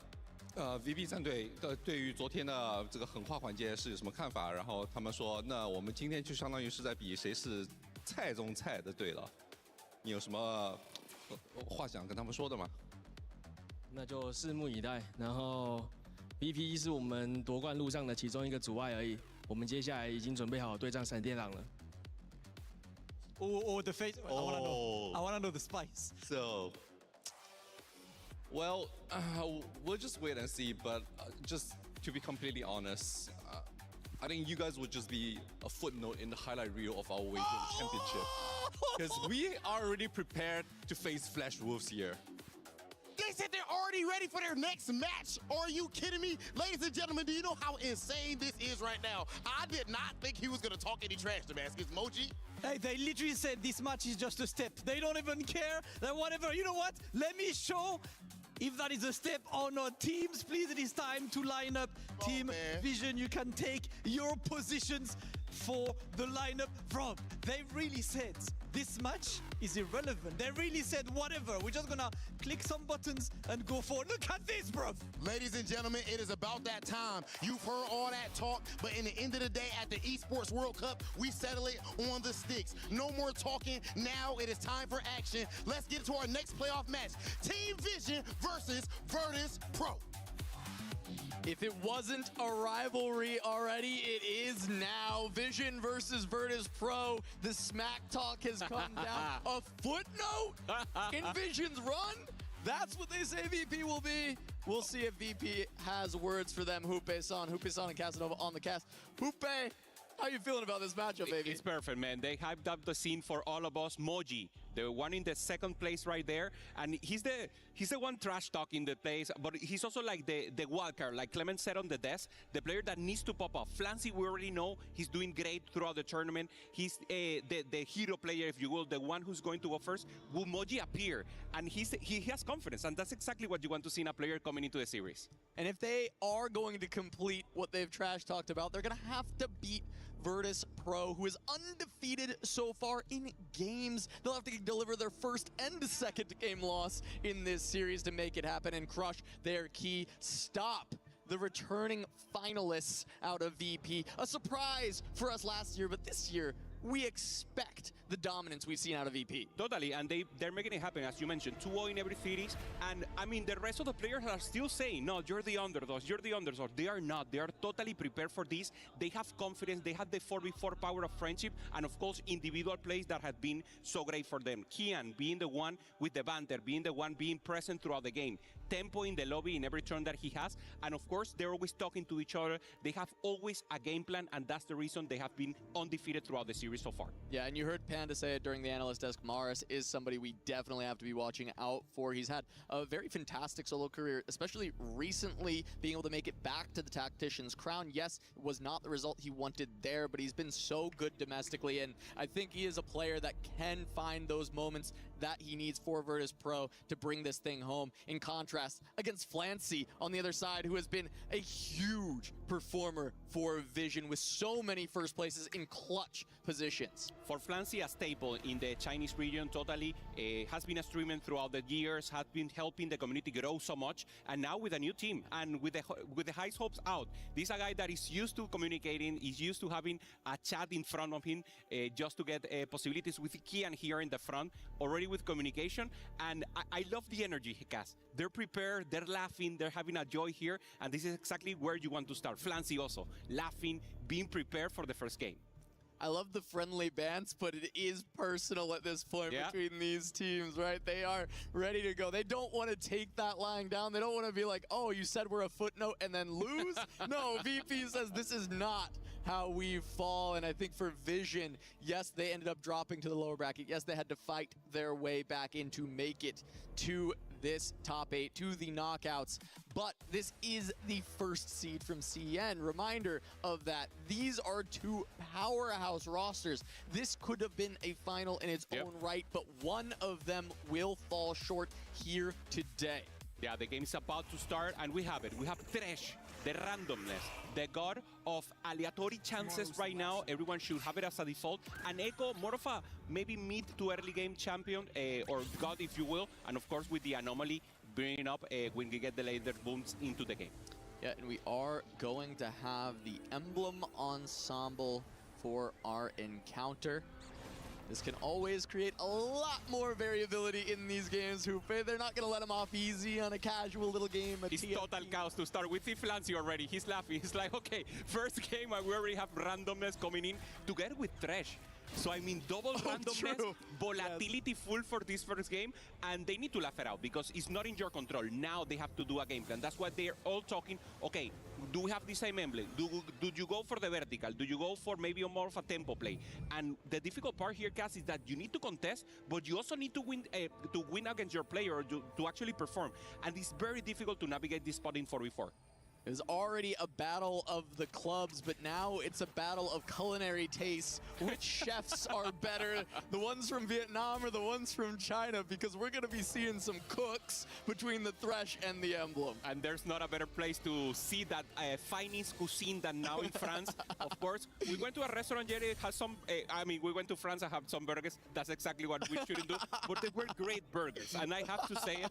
And of course, right now, we'll see the best cuisine out of Vision. We see Koju here, just with a ramp up, normally getting the possibilities, and we see the emblem. Senbai already having the Dark Star together with Mari, so two players going into a line that is so important, and Flancy together with Milo will be the one contesting each other for the other premium one, that is the Space Group. Yeah, the Space Groove we have to look out for. We see the Nova. It's also on Flancy, so there's a world that he can stay out of the Space Groove line. But realistically, I expect since he's the only Space Groove, he may end up needing to contest in there. We also saw multiple Dark Stars, as you were mentioning, and that's been big with the Dark Star Aurelian Soul as an option.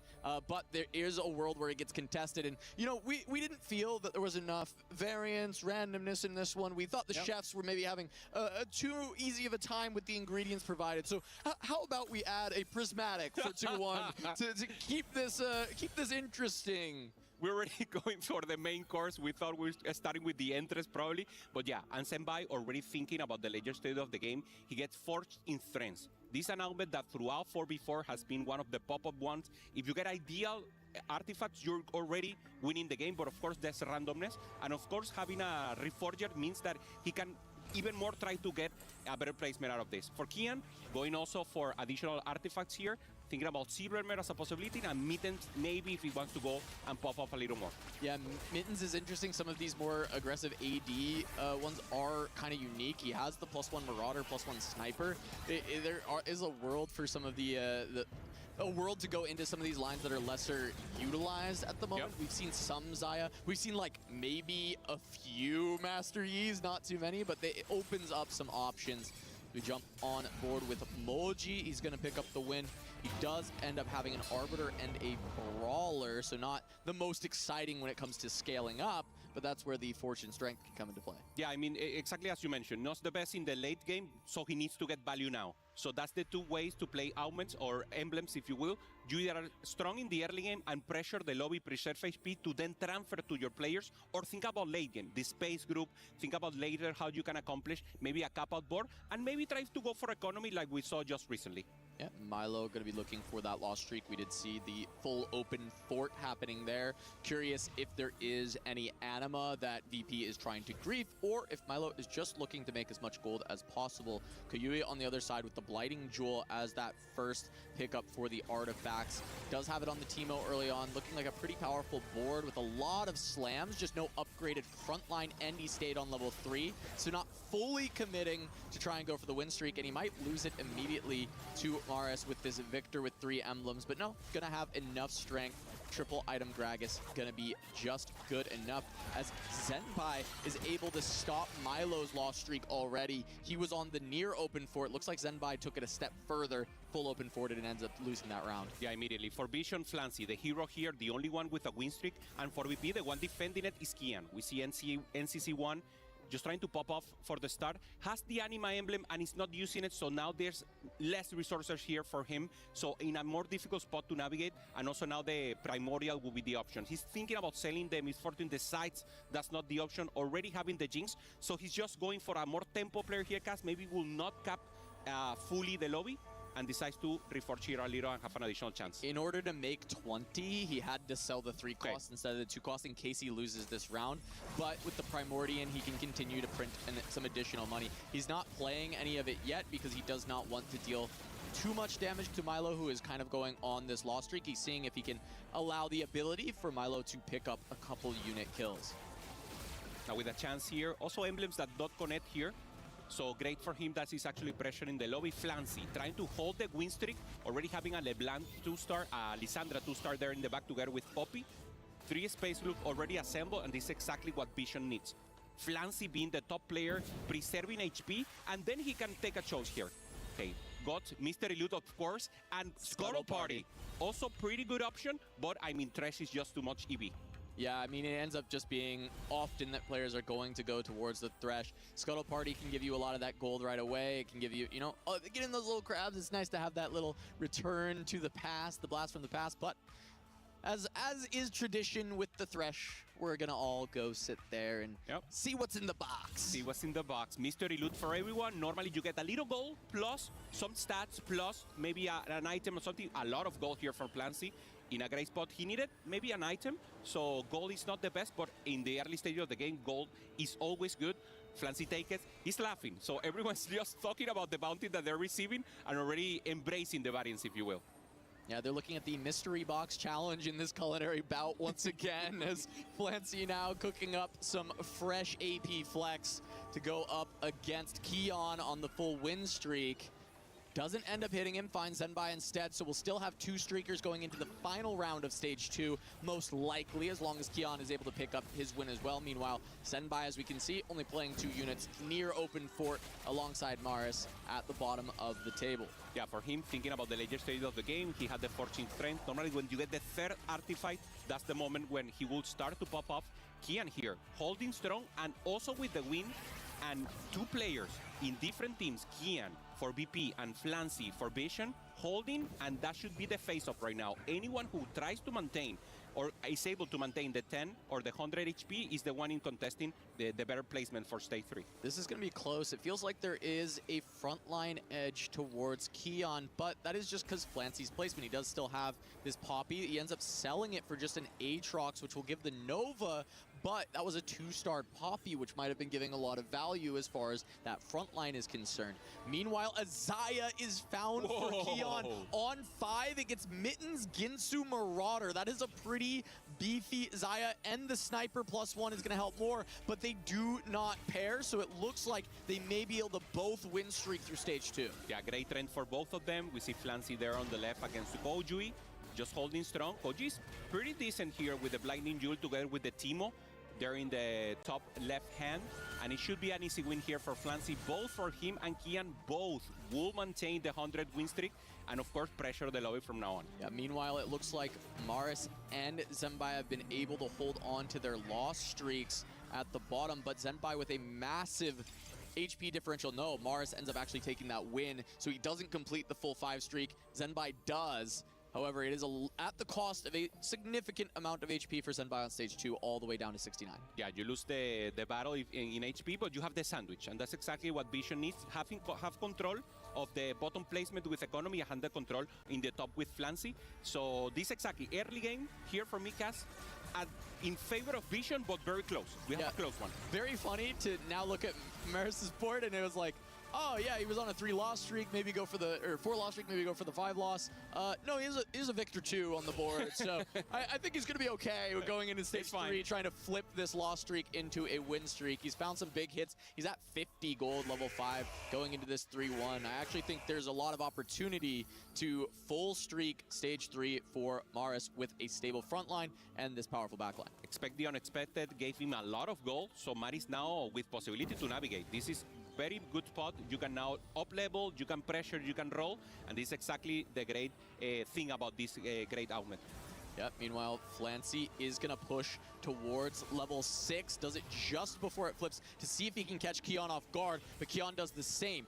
Does not find the matchup he was looking for, trying to break Kian's streak, instead gonna hit Milo, who is going to be a bit weaker, does slam some items onto this Diana to see if he can carry it in the interim, but she is going to get focused immediately by the Lysandra. Flancy going to hold on to that streak, but Kian pushed 6 as well. So we'd expect that both teams are keeping their win streakers going. It's beautiful because it's like they're teaching the audience 4v4, and we're just here to expectate high-level decisions here, and Elite both with the win streak, as you mentioned, Cass, doing exactly what they have to do, the due diligence of sacrificing economy, going for that quick level 7, and now in a great placement to keep performing. Yeah, it looks like the game has said, there's a little too much seasoning in the broth here from our chefs this time. We need to simmer it down, maybe add a little bit of water. Just calm things out. Give us a silver augment to just chill things out. Maybe a tea, more of a green tea guy. Yeah. Sometimes you like cut a little the fat, so maybe some green tea is better. Yeah, it might be a little bit better. You gotta add it. No, I like tea. I'm with you, yeah. 100%. And Zenbai here, also a T person for sure, just trying to accomplish something else. Has the Nova emblem, has the additional possibility to go space group, but doesn't have the units for a cast. It's like he's already with the loose streak, he has the force interest, but he needs to find a house. He needs to find somewhere to go, and the game is not giving him an out. Yeah, it's a lot more difficult to find your home when everything is made to look like a Picasso painting because you have all these extra emblems, right? Yep. So there's so many different options, areas to maneuver. And we start to see some of these compositions taking shape. Some of the spots easier than others to find your position as Flancy continues this win streak, pushing to level 7 on 3-2 in order to ensure he keeps this. Kian did not match that. He kept his econ, but he did not hit Flancy. So they both keep winning.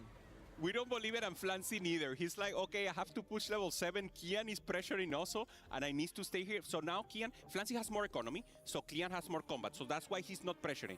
So now the advantage goes a little into Virtus Pro just because of that, and it's very important. NCNC, the NCC1, the only one or the other one for Virtus Pro going for the win streak also. Yeah, and that's a big hit. He upgrades his carry. That has 3 items. The Jinx 2 is found. He has this Ornn 2 for the front line, which is insanely strong. And even though the silvers are less impactful, Best Friends is so much power for this board. He's actually very likely to upset Kian's streak, his own teammate, in this spot, as of course there was not much reason to remove her just yet. You need to save him for later. But NCC1 now has potentially the strongest board in the lobby currently, and he will snap Kian's streak. Yeah, it's like you have a trade-off, right? Your teammates lose the streak, but you now put one again, so you have 2 players there in the top. Flancy is the only one protecting it, and now once again, Mystery Loop after 4 round, 2-star, 5 cost is a little of a gamble, but of course, Thresh, the possibility, 2 people at least here, Milo, going for that gamble, so we were seeing 2-star, 5 cost soon enough.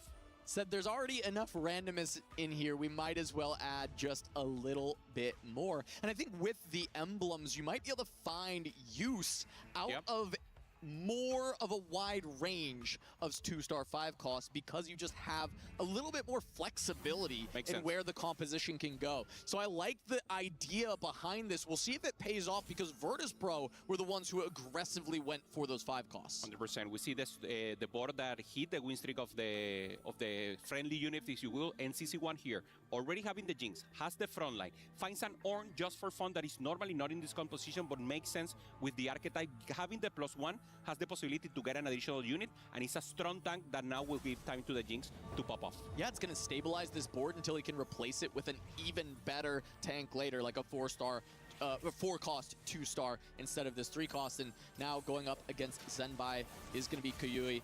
And it is just still that Blighting Jewel Teemo holding on as best as it can in this +1 Shepherd line. Only on the 4 Shepherd for now, but this is a very good start to capping out with the Shepherd build. Blighting Jewel, Ginsu Slam already. We talked about how sometimes navigating your direction in these lobbies can be tough. That is a very clear indicator to say, okay, Shepherd, Ginsu, LeBlanc, here we come. Yeah, 100%. And normally we see the 5 Shepherd, but as you mentioned, he has the emblem. We could see the 7 Shepherd that is also so strong, give you the weight and also additional CC and control for the game. Koji thinking about that 4-2 big roll down, having the additional artifact right now. Let's see if he pops. If he gets something interesting. Sonya makes sense. Maybe not an ideal one, but it could be. And also thinking about maybe other possibilities right now. Yeah, I mean, Lichbane and Ludens are both AP at the very least. Can maybe find a world where that can go on to a Sona. It's not exactly the most optimal, but it at least it finds a little bit more value for the composition. You're already going in that direction. I kind of like the Zonya's idea, though. It maybe help a little bit more with the front line, which is an issue now, is just a Gragas 1. Yeah, also the scaling is very interesting, the Lichbane, because now double artifact, maybe Lichbane, as you mentioned, with the Winsus, and you have additional pop-up possibilities here. So Koji trying to hold on against Moji right now. Friendly fire for both of them. Moji already with a Silvermare in a big Cho'Gath in the backline and probably trying to index into the Lulu line. So that's very interesting for him going late into the Stargazer possibilities. Yeah, and notably, Flancy did end up dropping that streak while NCC1 has continued to an 8-win. I think it's likely they may have faced each other at some point here and we missed. But Milo at the bottom of the table is going to have to go pretty soon here. We're on neutral, so one more round. 70 gold, level 7. He's on the 8 loss and only 24 life left. He's also towards the AP flex line, potentially looking towards the Nami, as he is the one with the Space Groove contesting directly with Flancy. He reforged 2 emblems right now and gets Primordial Arbiter that are normally good for the early stage of the game. This is a miss right now for him. So Milo, low in HP, not high rolling the emblem situation. It will be a difficult spot to navigate. Let's see if he can high roll the roll down instead. Looking for those Namis, finds a pair of Tom Kenches. Kench is there, not even one Nami. Very important for him to stabilize. He will need to find anything here. There's one. There's one.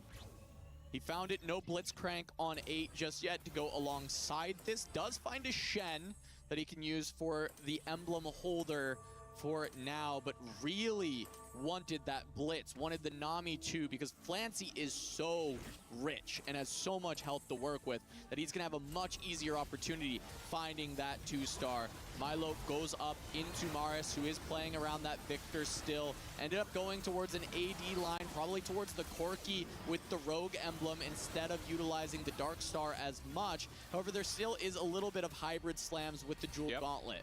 Yeah, Maris looking for the Leona 3-star as a possibility. And now for Vision, they have to challenge Milo. They have to hold the Namis, making sure he's the lowest in HP for the other team and try to pressure. And once again, you wanted a chaotic lobby, prismatic to end it all, Cass. It was a little too spicy for the game. They needed to simmer it down, cool it down, but then they said, you know what?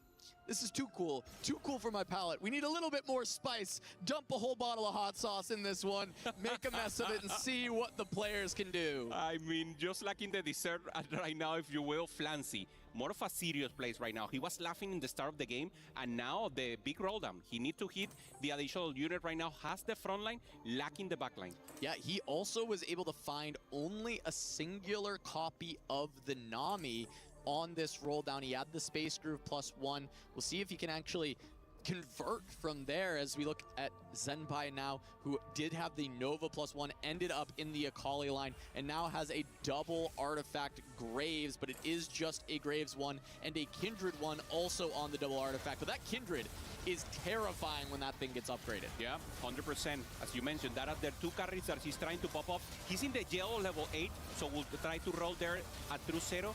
Steal the Darkstar Emblem there for MCNC without utilization, and Senbai takes a big win right now against NCC1. Yeah, NCC1 finally taking a loss, stayed at level 6 very notably on this 9-win, rolling down instead. We'll see if NCC1 is able to actually hit the 3 stars that he's looking for. I think we saw a 3-star Belveth on the board, but not sure what else he had, and if he can start pushing levels soon, because if not, level 6 at 4-3, you're gonna start dropping some HP. Yeah, and now it's exactly as you mentioned, the SP is the most important resources in 4v4, and Kian together with NCC1 are the ones that can transfer that HP to Milo. If they know they're facing a shower, this is the moment to use the removers and try to do it. For Vision, it's not possible. They have low HP. Yeah, and look at Maris's board. We hadn't had a look there in a little while, and he's been able to stabilize so heavily around the Darkstar Aurelion Soul. It also has a Voyager emblem. We've seen Voyager Aurelion as also an incredible backline unit. Beautiful. Why not both? Plus, there is a Morgana 2, the best tank in the game currently, upgraded to stabilize the board for Aurelion, 6 Darkstar online. This is everything you could want for Maris, and being the low health member of VP, having such a strong board, puts so much pressure onto Vision. Yeah, 100%. Even Milo doing bad, you can sacrifice one player if the other 3 are doing so great. Random boom once again for Trash. And this is the spicy one, Cass. This is the one that could flip the screen for all the players. Almost everyone falling for the Trash. And the bounties will start coming. Everyone trying to go for the rolls. Some of them trying to go to level 9 and cap their boards, but mainly going for trends and trying to win these few rounds. Jumping on board with Moji, he does end up finding the Xayah 2 upgrade in the shop. Considering if he wants to build it, he does end up making it. Oh. Now he's going to have a bunch of artifacts to try and start upgrading this board.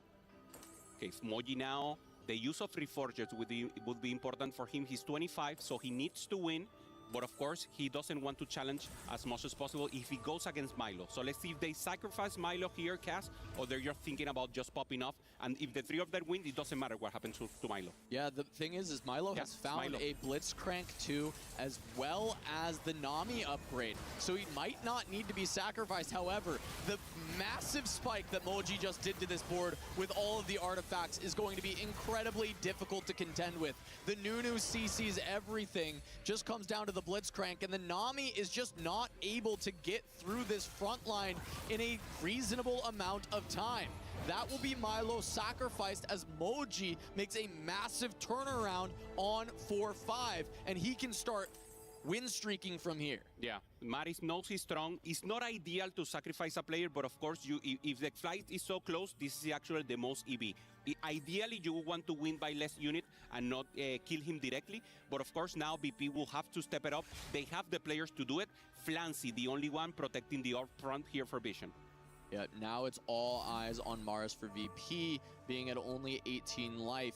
If he goes down, that is a 7th, 8th repeat, and it forces NCC1 and Kian, the Temple players, who actually win out the game. Zenbai will face Kian now, also playing around the Xayah, having plenty of artifacts in his own right, but Zenbai has more. Zenbai has the Kindred upgrade that is doing so much. You look at these boards, how high the players are able to cap in a lobby with the emblem ensemble with 2 prismatics. Yeah, and it is getting crazy in here. 100%. And Flancy starts to give HP to the rest, and Senbai has a comp that normally doesn't work, is the Master G, but he has the perfect active for it. That normally a B tier comp goes to S directly. So Senbai, another power force right now for Vision Maris. Right now, having the Aurelion Soul, having the huge front line, should be stable, and decides to just do it now. So he's just taking units in, ensuring that the placement is correct, and of course the items are perfect. Yeah, so deciding that having the Aurelion be both a Voyager and a Darkstar, not good enough. You need a real item on that outside of the emblems. Gonna move things around onto the Jhin, make him just a holder for those traits. Meanwhile, you do get a lot of extra damage on this Aurelion. This composition, in a lot of other lobbies, we would expect to be fighting for first, but here it's fighting for survival due to how much strength is in this lobby. Yeah, and with the cap out possibilities here for VP is very important for Maris to preserve the spot right now. So Vision is using every resources. We see the goal. Almost everyone holding into and having the possibility. Moji thinking about going level 9, 55 gold still for him. So it's a ghost for Maris. Should be an easy fight, not an additional front line here for the ghost. Yeah, very safe for Maris. He won't go down just yet. So it's Zenbai and Moji that are the ones that we have to see whether or not they're going to keep these win streaks. Both of them hit hard on their last roll downs, and you can see a quick one. NCC1 gets obliterated by Zenbai's board. It's just too strong. The access to the backline, and now Flancy keeps giving HP to the rest of the lobby, or maybe it's just not strong enough. You can see the VP players, Kian, NCC1, they played so aggressively with their gold, so aggressively with the tempo of the lobby, but now they are in free fall compared to Vision, who played for highest cap in this absurd lobby with all the extra resources, double prismatic, 3 emblems, and Vision has hit some obscene caps on both Moji and Zenbai's boards. And this is what happened with Saya. It's not the normal carry that you want in the game. Having the emblem means that you need an additional one. So Urgot is supposed to be that one. He's lacking one Urgot here, Cass. With that, the thing will have changed it a lot, so luck is not inside right now. Yeah, one away from that Urgot. We'll see if Vision can try and hold those Urgots and prevent him from hitting the 3-star. As we take a look at Maris now, very low on HP, but this is maybe a shining light overall for the VP roster. He has this upgraded Aurelion. It does so much damage. It's got the backline. It's going to take down Flancy, but Flancy at this point, he was playing tempo for the team. He was the punching bag. He was the HP for Vision. He's not the strongest board that they have. Yeah, he drops the lead here in HP, and now NCC1 is the one who can protect the rest of the lobby. Moji here, contesting the Saya, has already won, and a possibility here to get 2-star, also the Jin. Doesn't find it, now communicating just to make sure, Cass, at least in positioning, they're able to get a win out in case they face each other. Yeah, we see Kian does end up finding a Rammus too. He's finding some small upgrades. He needs to be able to outlive Moji to give a shot to Virtus Pro. Kian finds the front line, but doesn't find the Urgot. No Urgot for him. He'll go against Kyui, which has the Blighting Jewel LeBlanc setup. Big carries for that Shepherd line we talked about earlier, but not the strongest for Vision. Meanwhile, Moji will face against Maris's board. It may have been the Ghost, but it is that Aurelion that he is having to contend with. So much single target damage there. The question is, can Moji break through the Morgana? And he does in this fight so far. Just the Kaisa left, but she gets there. Moji will fall. Kian loses the round, but he has enough HP to live. Maris as well on 2 and 3 HP respectively. Vision takes 7th, VP in 8th, but there are 2 VP players at threat of going down in the bottom 4 here, which would cause a blowout win for Vision. Yeah, they need to maintain that in place. Finally finds the Urgot 3-star here for Kain. Is it too little, too late? Now in the final placement of the game, Maris also in that difficult spot. Everyone looking for all resources here, Cass. They need to maintain alive, and now the tension is here, biting their nails. Kian knows they need to win this. Yeah, and Kian does get one more artifact to add to the board as well. He gets an artifact plus the Urgot 3. This may be an opportunity, but he faces off against Maris. He removes his items. It looks like they've decided that Maris is the chance that they have to try and hold out. Okay, Maris has an additional pop-off possibility, has already the Dark Star emblem, and of course Kian was just the tempo player. So good decision here, you have to sacrifice someone, and now Vision in an upper chance here. +1 point, +2 points. If they send someone else out, it's over for them. NCC1 also takes a loss. Kyoi does as well, which means that Vision could lose someone soon, but it feels like there's no win out for VP. Maybe Maris has the best cap that they can find. Maybe his matchup into Zenbai is playable, but there is going to be a struggle for VP to claw this back. If they lose someone here, they are out. If they take down Kyoi, they're still going to have to look for a 1st and 3rd. Yeah, and I mean, you'd have to avoid also friendly fire, so the randomness is not in your favor right now. Maris going up against Koji, so so no friendly fire. They need to win this, and Koji's just too strong right now with the LeBlanc. double artifacts with a great synergy right now. Yeah, and massive LeBlanc there trying to get through the Morgana front line. The damage is also there for Morris. Look, he found the Jin too. That was the big hit. He takes down Kuyoi, but so falls NCC1. Who lost harder? Is the game over? It looks like it may be, but they both fell at the same time. Yeah, they got it. They got it. BP fells out. So the win goes directly into Vision. There it is. Koji. No, it's tied. There it is. BP. BP fourth. BP fourth. Koji That's there. it. So that's 3 players in the bottom. Moji wins against Milo. Koji wins against Kian. And finally, or NCC1 already diminished here. So it's a win right now for Vision. They play perfectly. Flancy being the top hero here, Cast preserving HP, transferring to the rest. And in the end, it was just a mathematical decision. Yes, there it is. From there, with these matchups. Vision, outstanding play in this one, looking for those high caps. Whereas VP played the tempo game well. They just could not push enough damage, and Flancy holding on to all that extra HP for Vision, making a massive difference to get both Zenpai and Kuyoi to those strong boards.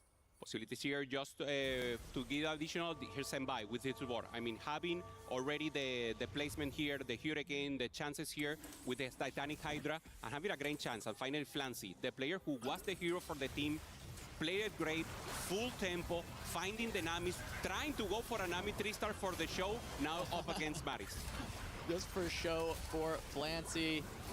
He's gonna fire the Nami away. It's like Maris can't quite get there with the Aurelion. He will go down.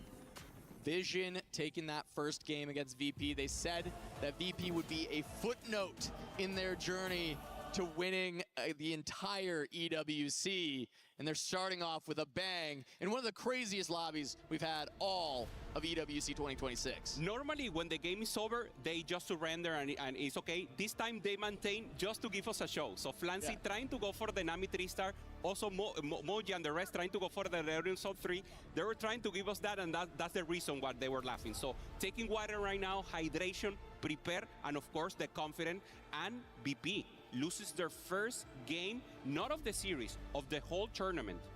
Yeah, massive win for Vision on this one. When you have these rare lobbies, Emblem, Prismatic, Thresh, it's so insane to watch, and we love to see the players absolutely cook. Yeah, and exactly what it is. That was the Nami just popping off, and it was the end of the game. And we will have the rest of the series coming up in just a moment. We'll go through a quick break, but Vision versus VP continues after this.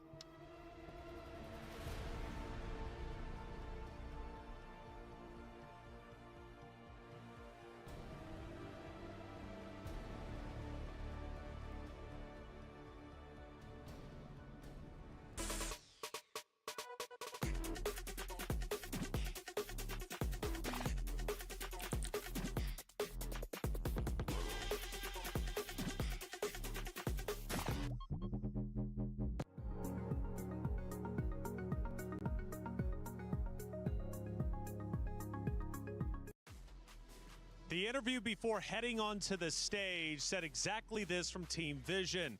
Virtus Pro will be a footnote in TFT EWC history. Well, we are now one round away from that becoming a reality. They're backing up the trash talk, and Team Vision now lead 1-0 in the series over second place finishers of last year. Will VP fight back? We're going to have to find out together. Hey, welcome into the studio. I'm Taylor Reflections Noble, joined by Counterfeit and Dobbs. Good to see you, boys. It started off pretty well for Team Vision, but it ended lackluster. It started off well for Virtus Pro. Walk me through this game number one, because obviously for Virtus Pro, first loss that they've taken in the entire tournament, they've got to be feeling it. Yes, I feel like especially for Virtus Pro, they didn't have quite success on the RNG side. Earlier than 2-1, we had multiple emblems coming from both teams. And I feel like, especially for Vision, they had the better spots. And for Virtus Pro, they had 3 Anima emblems, which ends up being not that good. So I feel like, in my notes, I had like 2 players from Team Vision would be so far ahead, and both players were Flancy and Zembai, and these guys are just amazing in converting great spots. And so, Dobbs, you came into this and you said, hey, this is going to be a high variance game. I want to hear your thoughts on that in just a little bit. But casters, we were watching you, and during a big moment, we heard you had a pop-off moment. Big carries for that Shepherd line we talked about earlier, but not the strongest for Vision. Meanwhile, Moji will face against Maris's board. It may have been the Ghost, but it is that Aurelian that he is having to contend with. So much single target damage there. The question is, can Moji break through the Morgana? And he does in this fight so far. Just the Kaisa left, but she gets there. Moji will fall. Keon loses the round, but he has enough HP to live. Maris as well on 2 and 3 HP respectively. Vision takes 7th, VP in 8th, but there are 2 VP players at threat of going down in the bottom 4 here, which would cause a blowout win for Vision. Hupe and Casanova always bring in that action, bring in that energy. We've still got more to go in this series, and it was a good match. Again, for Virtus Pro, the first loss that they take.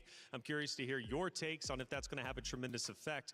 But Counterfeit, let's go to one of the final actions of that game, right? We're getting towards the tail end, and at this moment, it seems like all is lost for the side of Virtus Pro.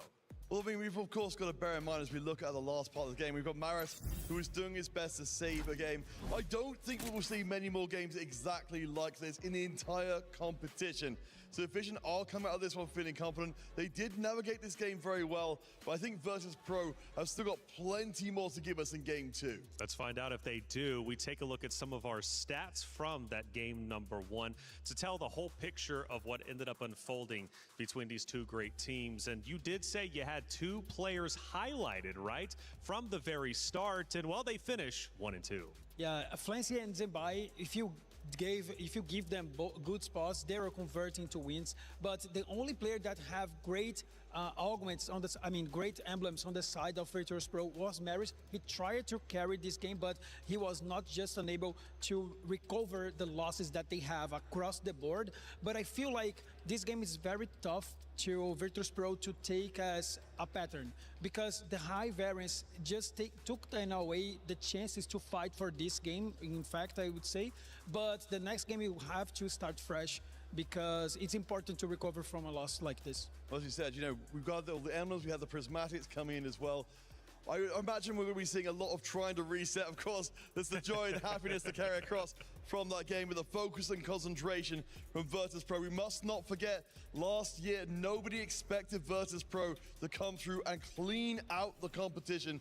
They are on the brink of being eliminated, but they're not gone yet. Not yet. They still got hope, but man, that hope is starting to run out. They've got to turn things around very quickly. You keep mentioning high variance. Of course, for Team Vision, this works out for the best. For Virtus Pro, how could they have changed their luck in game number 1? And going into game 2, how do they get their head back into the game? Well, I feel like just have better luck, I would say. How do you do that? Break it down for me, Dubs. Yeah, but I feel like they have to stick with their plans. I feel like when you play a game of such a higher variance like this, you cannot afford being tilted. You have to make the right decisions. That is all about in Team 4v4, and I'm pretty sure they have the tools to come back. Well, Virtus Pro right now is down in the series. You can say the pressure is on, but the pressure is on because they were once in the hot seats.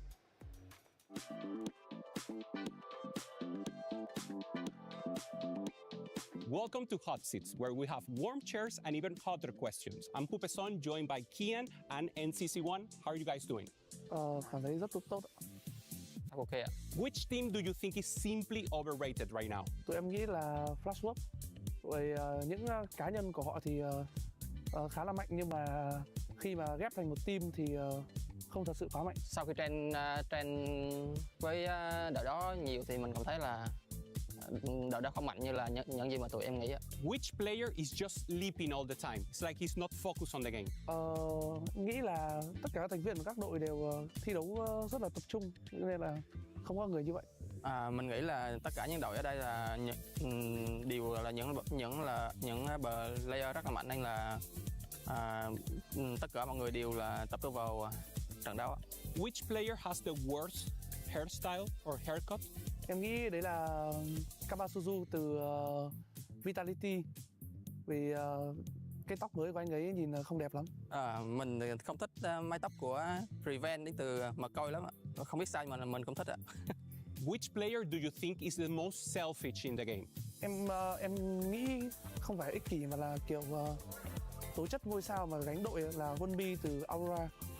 Tại vì người mới vô địch thế giới nên là trình độ rất là cao. Mình thì nghĩ là Lê Thị Chuân ở bên AGAL, tại vì Lê Thị Chuân có một lối đánh dành khá nhiều tài nguyên và sẽ có một cái sự cánh team cao ạ. Which team has the worst synergy or the worst chemistry in the game? Em nghĩ đấy là đội Nemesis, tại vì đấy là một đội mới nên là nghĩ là cái sự gắn kết không quá cao. Mình thì nghĩ là McCoy, tại vì đội đó cũng khá là mới ạ. Which do you think is the worst team right now and should take a shuttle directly to the airport? Em nghĩ đội tệ nhất hiện tại là Nemesis và bọn em sẽ đưa họ về sân bay vào ngày mai. Same ạ. Thank you for your answers. This is it for us. This is EWC 2026. Both orgs are tied in the club championship race in number 5. Both teams want to make it to semifinals, but only one team is closer than the other, and it's Team Vision. Virtus Pro need to come back. Can they do it? Well, we'll find out in just a moment.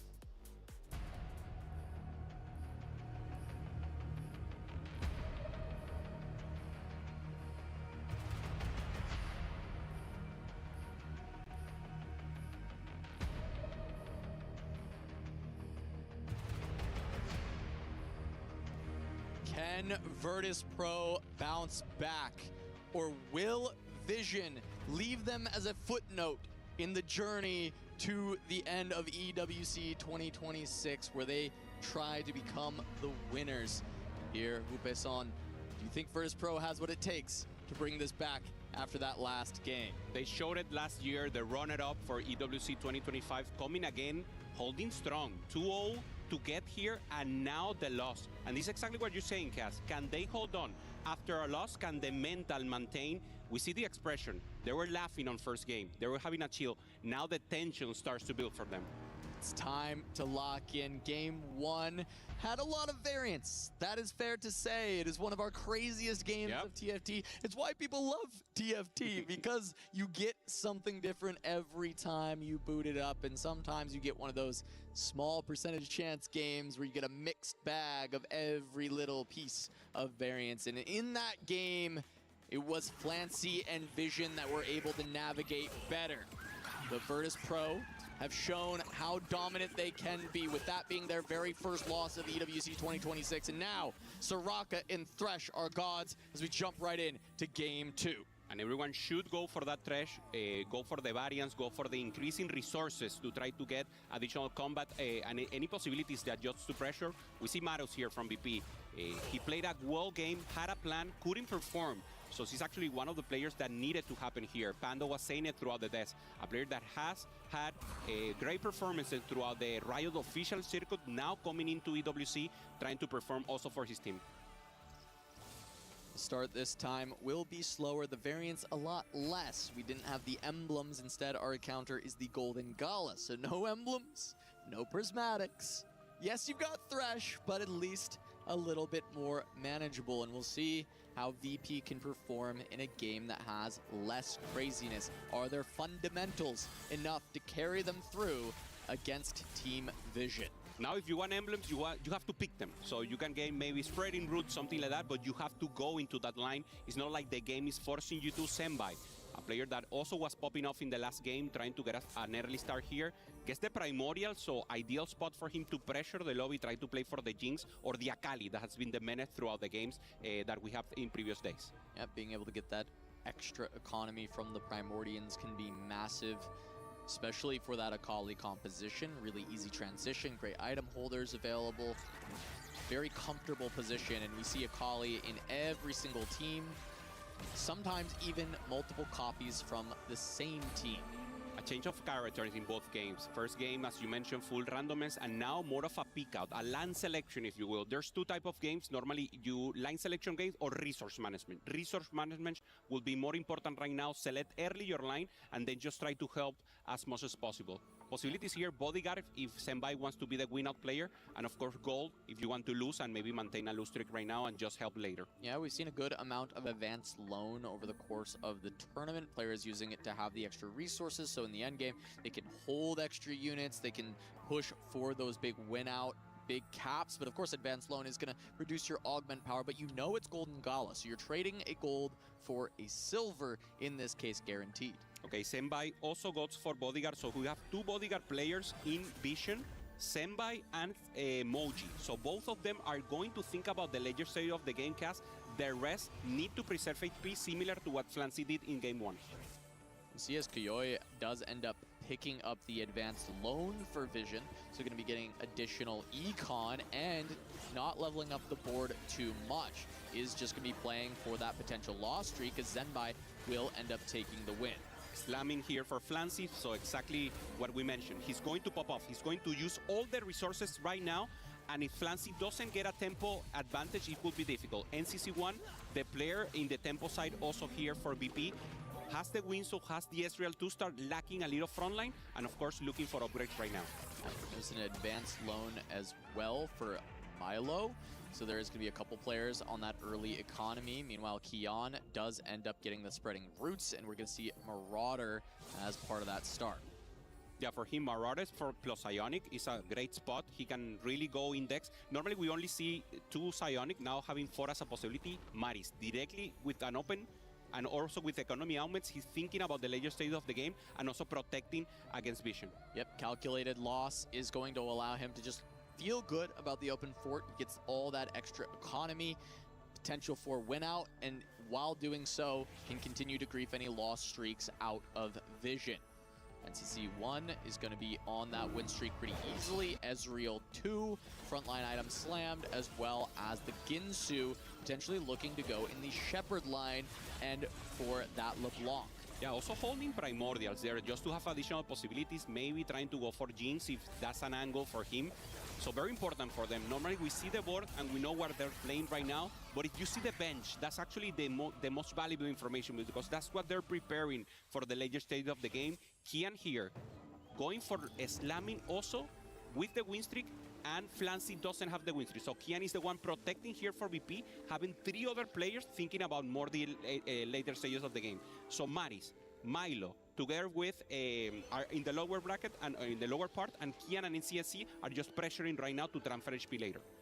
Exactly what VP has been trying to do in the previous game as well. They had 2 players playing tempo excellently, but they could not find the win out in the last game, and they couldn't dispense enough punishment onto Vision to get the job done. NCC1 is going to move on to the Primordian, at least for the front line, is going to get the Briar to carry instead of the Ezreal that we saw earlier. Yeah, and we see here what happened to Flancy. He has a great composition for the later stages, for stage 3, if you will, in the next round, and he didn't slam any items. He's just using them in particular way, like individually. So he's thinking about popping up later, and for now, who is supposed to protect the tempo is not doing it. So the early stage of the game, going against for Virtus Pro, but we know Vision has a plan to pop off later. On board now as Senbai picks up a win over Moji. Will be Maris on the 3-loss. Streaks fully controlled by Virtus Pro.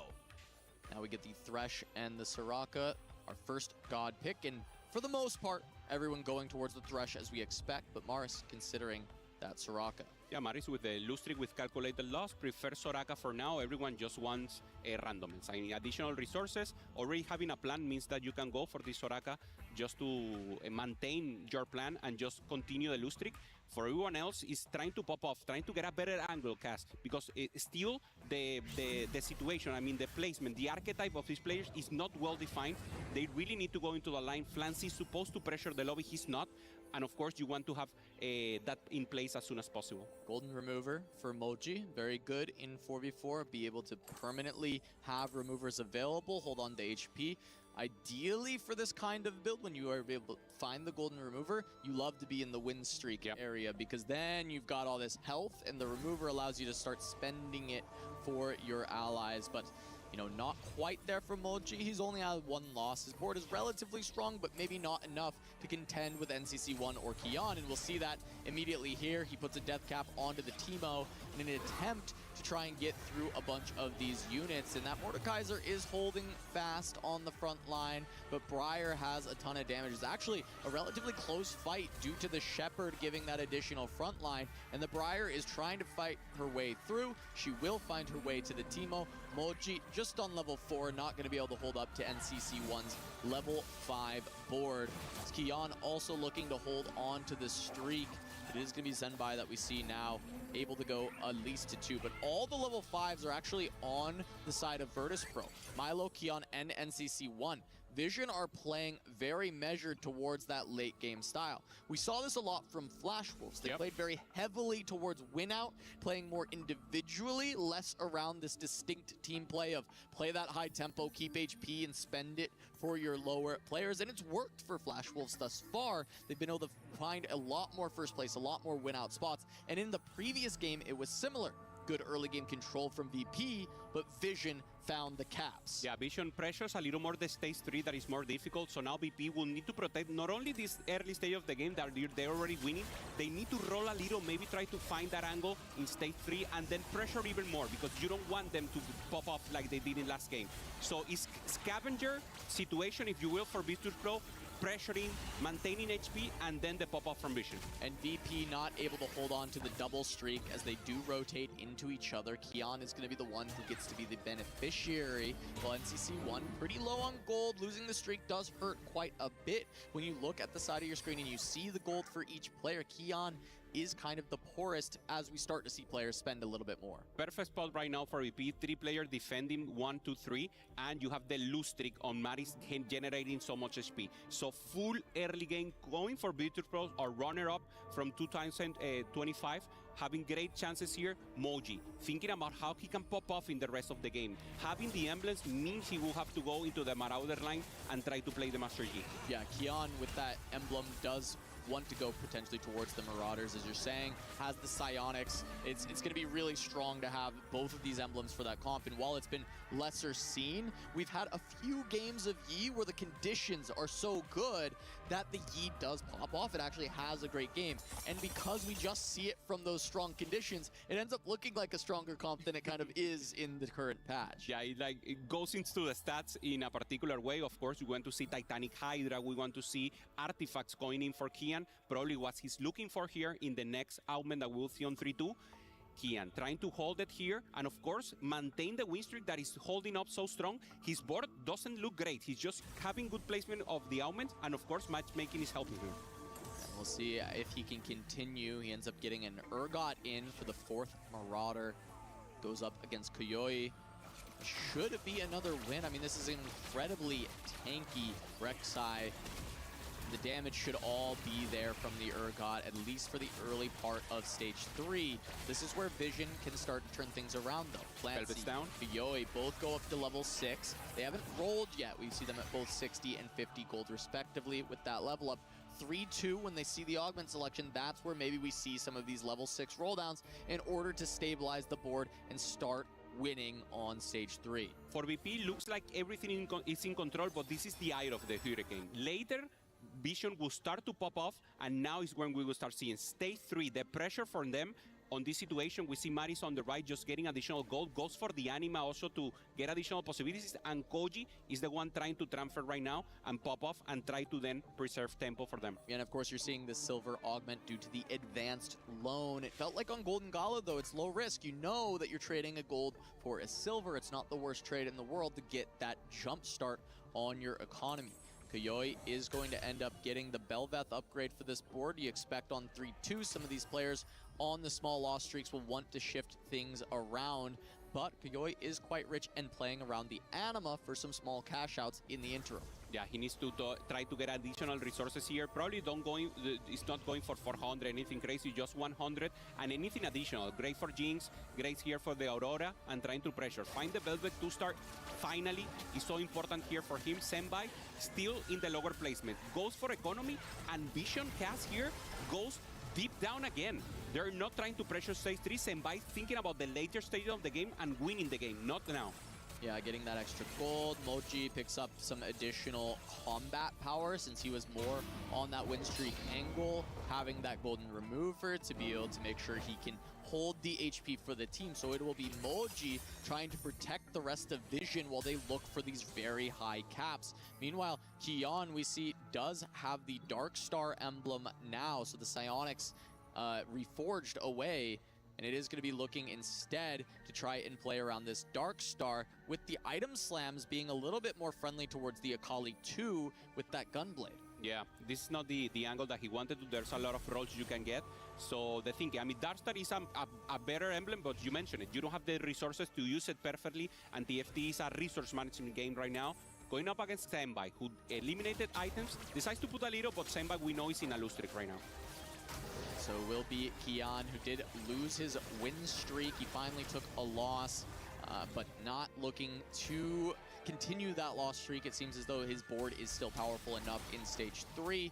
Won't get to keep the streak, but Milo will carry the torch for VP. Still, the HP preservation heavily in the favor of Virtus Pro, with Moji in that spot we talked about earlier, continuing to try and hold it as we do get Thresh with the random boon once again. Most players going in that direction, but a few more players going for that belt on Soraka. Yeah, but this is Kayle. This is Soraka doing cosplay of Kayle, if you will. So normally Kayle is the one giving you the items, and that's the moment that you want to go for Soraka. A belt that is so important right now, maintaining the tanks as a good possibility, and more randomness. They're thinking about that. This is the moment that we have the most communication about the team cast. They're thinking about how exactly are they going to pressure. Do they need to use the removers now to preserve AP, or do they save it for later?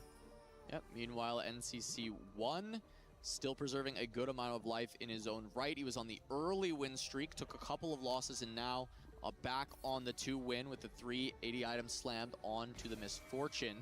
Kuyoi versus Maris, both of them on the Anima, just trying to take the small cash outs, as you mentioned earlier, Hupe, but Maris quite rich. See, level 7, 36 XP already pumped.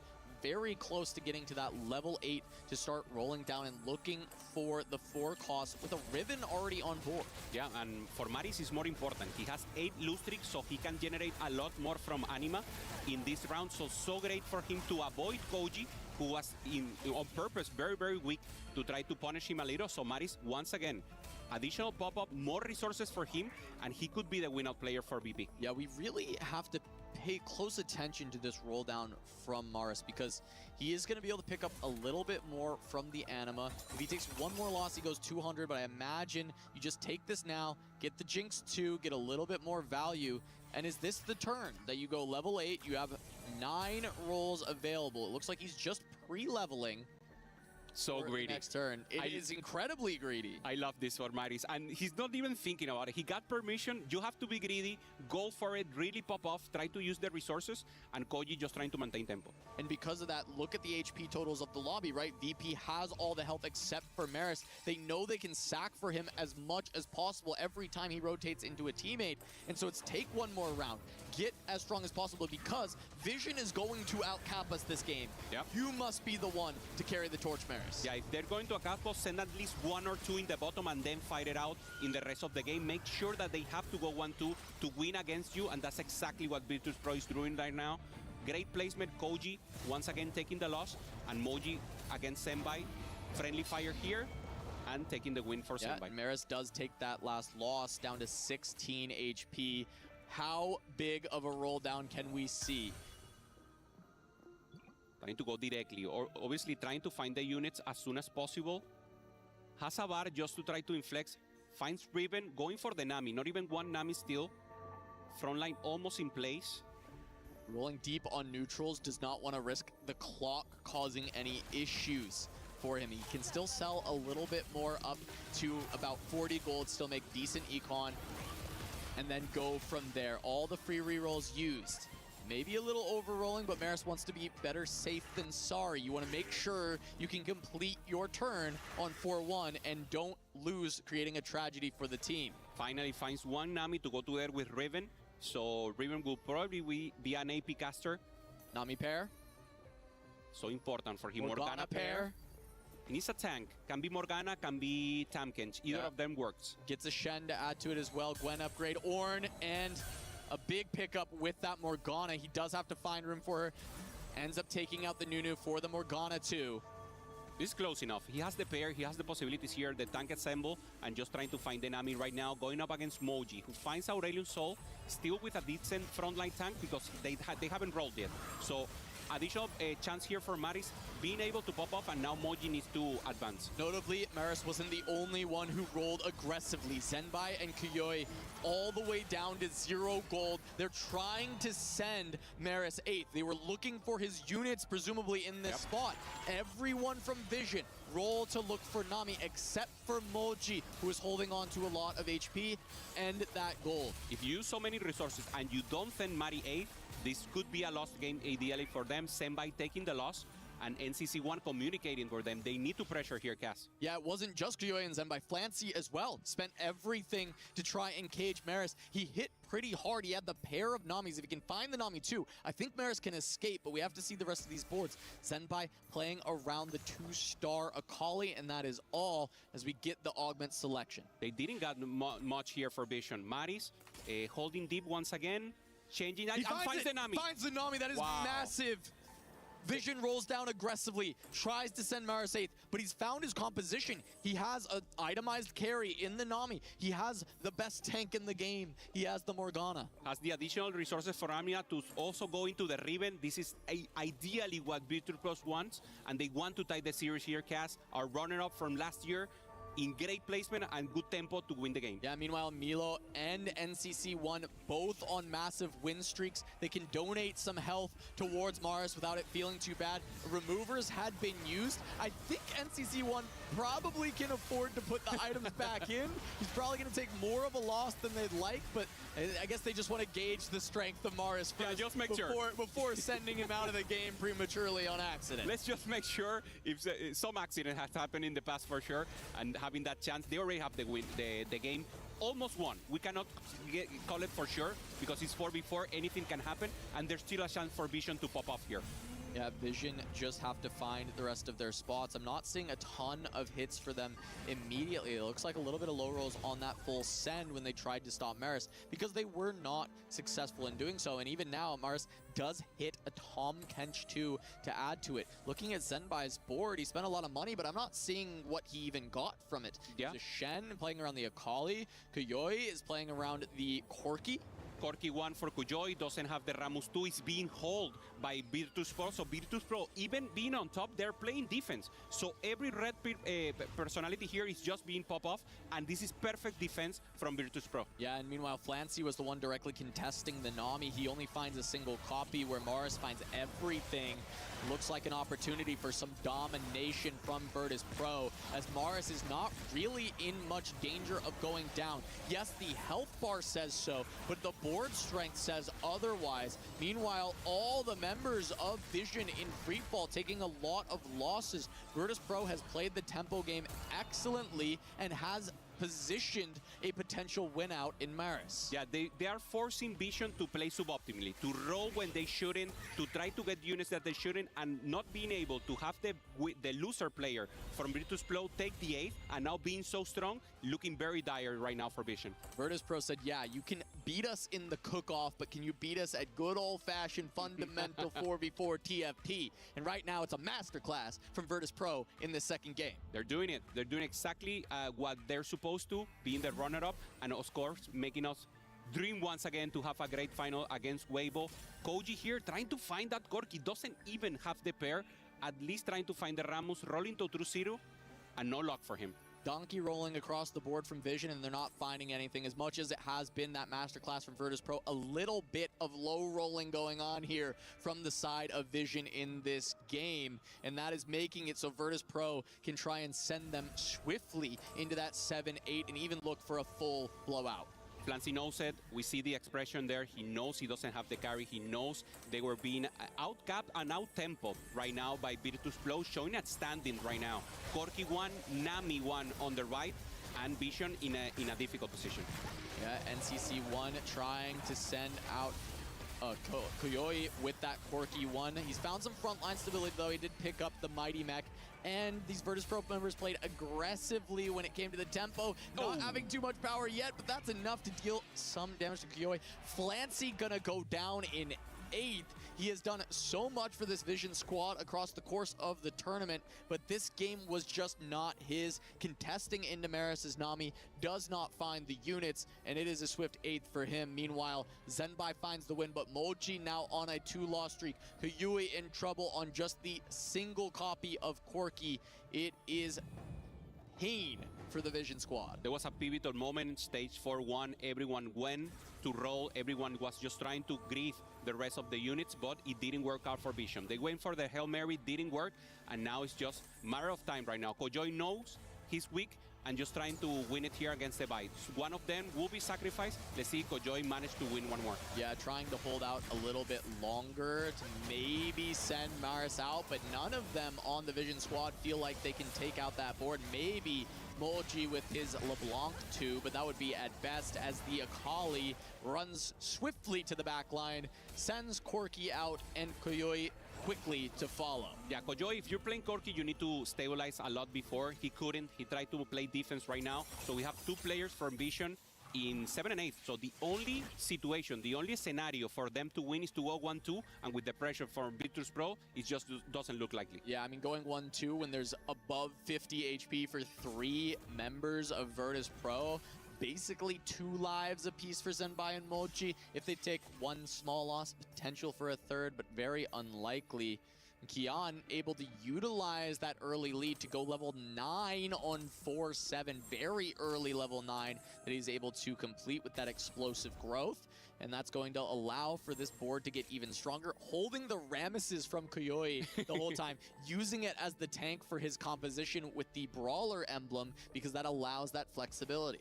Yeah, it's beautiful. I mean, getting the Bastion in, and normally a unit, as you mentioned, that is not in this composition, just using it for it, and tempo play, great recognition here, elite for Kian in the 4v4.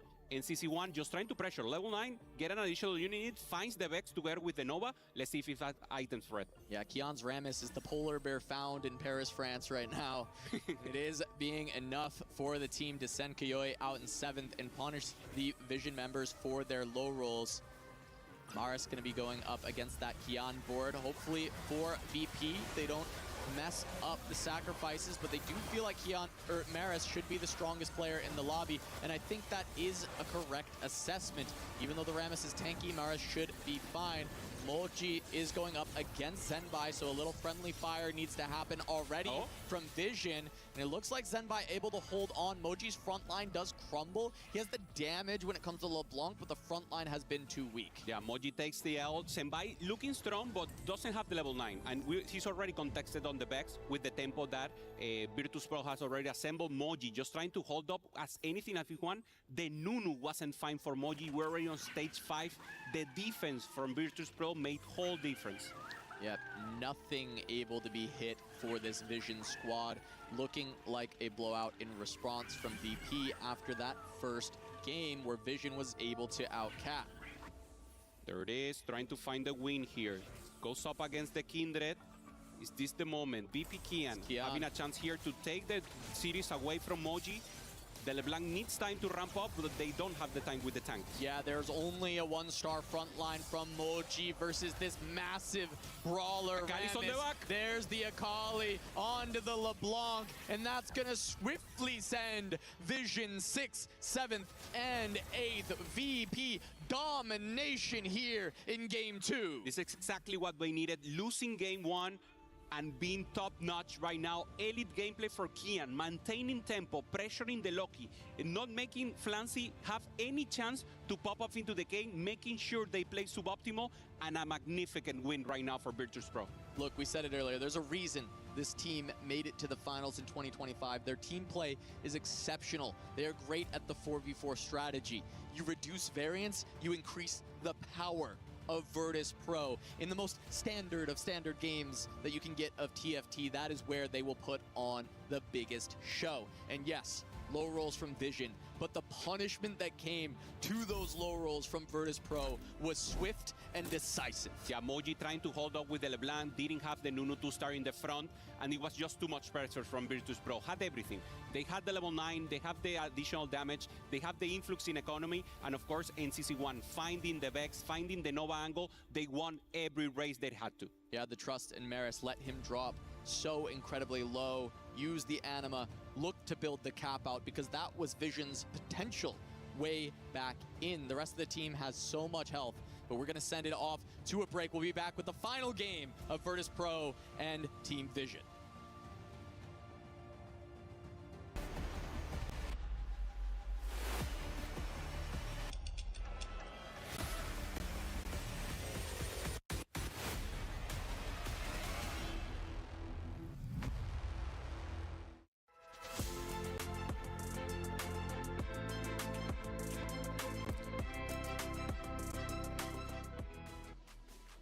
Well, not a 2-0 this time. It's going to game 3. Virtus Pro answer back in a big way. Now, the question is, can they close the series out? Well, I'm going to ask at least one of our analysts in just a little bit. Hey, check it out. Welcome back into the Allianz Vault. I'm Taylor Reflections Noble, Dobbs Counterfeit. Now, this game, much different from game number 1.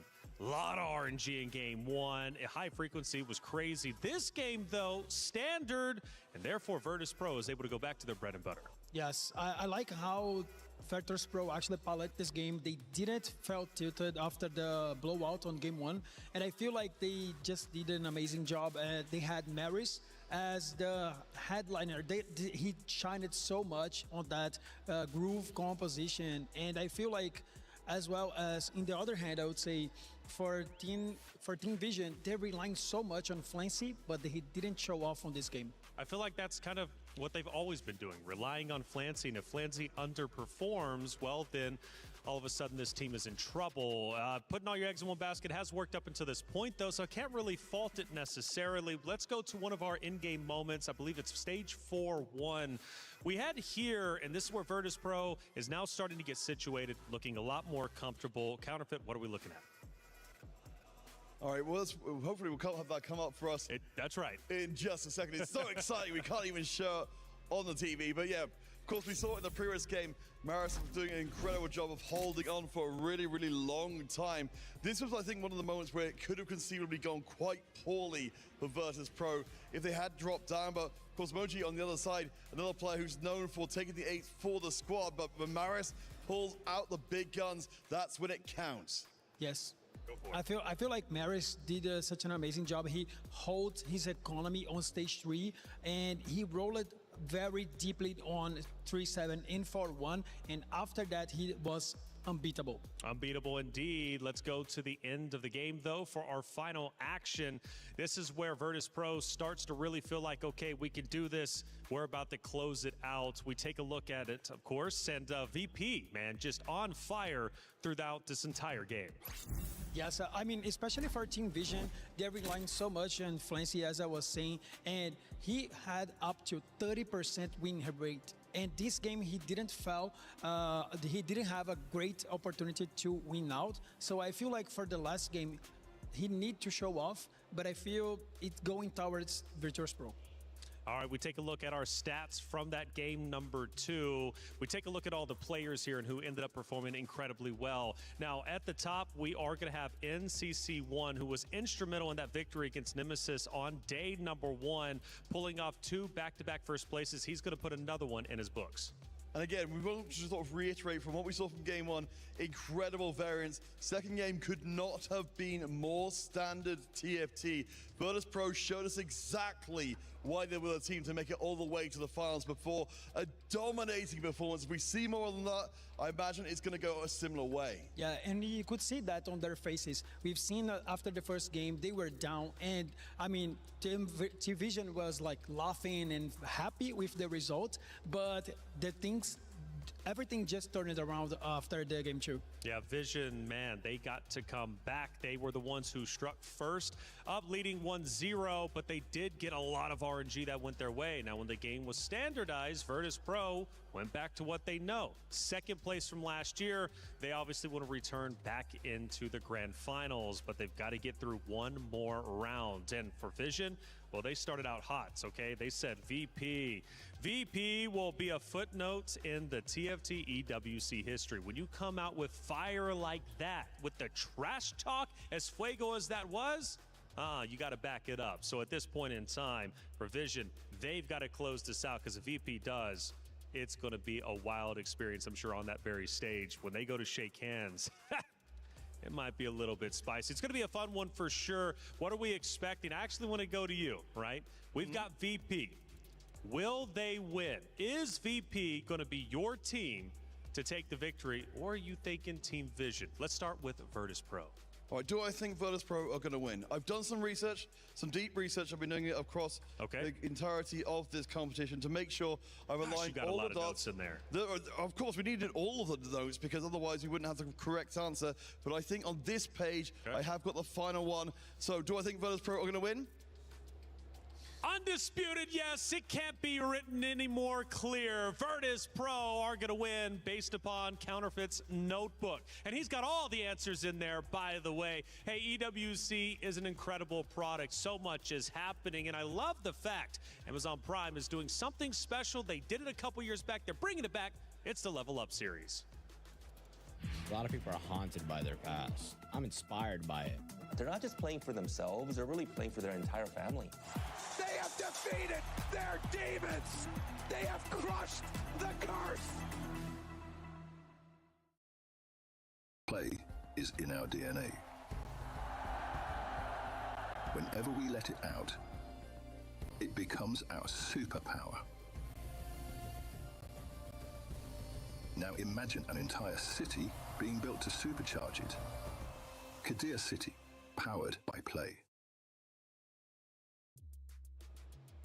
That documentary is epic. You need to check it out. It's going to be on your screen shortly. Hey, check it out. Big series, game number 3.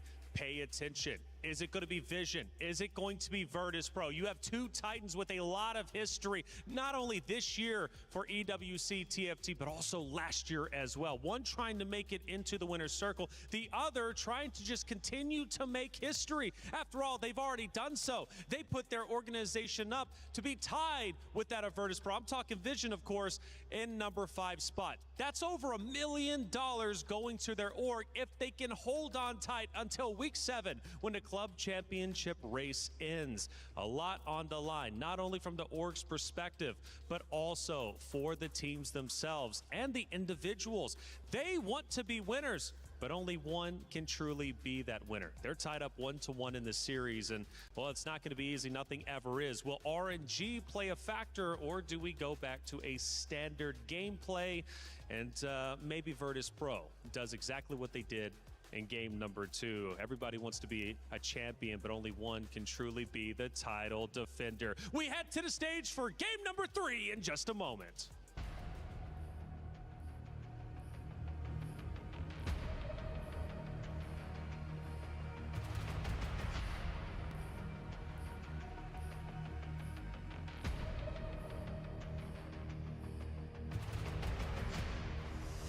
Rob, 1-1, and listen, one team has been putting a lot of words, but I'm starting to see stress on these faces. I mean, it's not even just one team at this point. They are both talking absolutely spicy and with good reason. Ladies and gentlemen, now it is 1-1. One of these squads got to go home, and we are probably on the verge of having the most fire post-match interview of the entire tournament today. I can't lie, I don't know which one I want, because regardless, the post-match interview is going to be sick, but these guys, yeah, they've been on the receiving end of that smack talk. Yes. And they're just putting the actions behind their words. They wanted to showcase they can do it, and right now they just equalize. It's 1-1, Yes, everything's sir. up in the air, man. Ladies and gentlemen, this type of energy right here, please go ahead. Oh, actually gonna be right here with me, the master. Right here with you, man. Let's go. Teamwork, make the dream work, ladies and gentlemen. And that is exactly what these squads are needing right now. You can't rely on one person. You need everybody. Of course, Vision's over there having Flancy, who is absolutely godlike, but will his skills be enough? It is officially 1-1, ladies and gentlemen, and let's see who is gonna get the tiebreaker. We're about to get to it. You heard it from Rob. Game 3 of this quarterfinal at EWC between Virtus Pro and Team Vision. A big win from Vision out the gates, followed by dominance. A masterclass out of Virtus Pro, but who can take this down and get one step closer towards winning EWC? And who will have their key crushed alongside their dreams? They have to embrace volatility. We saw game 1 being so predominant. So many things were happening at the same time. So many resources, Thresh, Prismatic. Then in the normal game, the standard one, BP was the one to pop off. They both need to be in the top of the edge. And we see it now. Preparing, mentally being ready for that. Vision, the #1 seed from the Chinese region, and of course Virtus Pro are runner-up.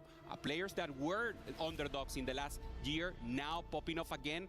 Power of friendship fully developed for them.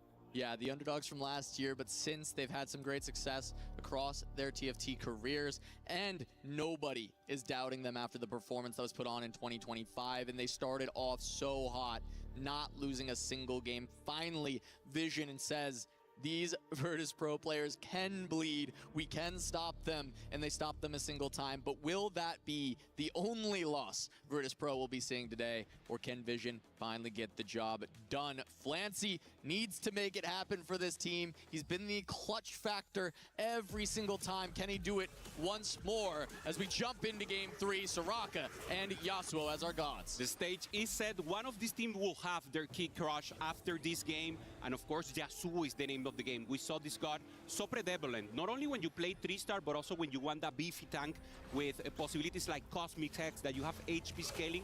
And of course, Flancy is starting in a good mood. And when Flancy starts with joy, starts with a smile, normally that's when Vision wins. Yeah, he wants to see those component anvils. It's going to let him tailor the composition he decides to play. A lot more control over the game when you see this encounter, especially in a game like 4v4, when you can start to decide, okay, you two are AP, you two are 80, you're going for a Kali. It allows you to easily control the directions of your teammates. Yeah, and the quicker that you can do that, the more easier the games develop. We saw it exactly on game 2, Virtus Pro immediately going for the possibilities. We see board there as start getting the constellation, so we really want, if anyone goes to that line and plays the Saya, they want tempo. They want to really pressure the lobby and get that influx of gold to later pop off into the game. Belveth picked up off an orb for Flancy, so early Primordian start going to be available to try and play for that economy. Flancy in a great way, the streamer from the Chinese region, one of the pop-ups, one of the OGs of TFT. We all learned from the Chinese tech, and Flancy was the first one to bring it throughout the world. So of course, a pillar for the TFT community, coming into EWC and trying to once again get into quarterfinals tomorrow.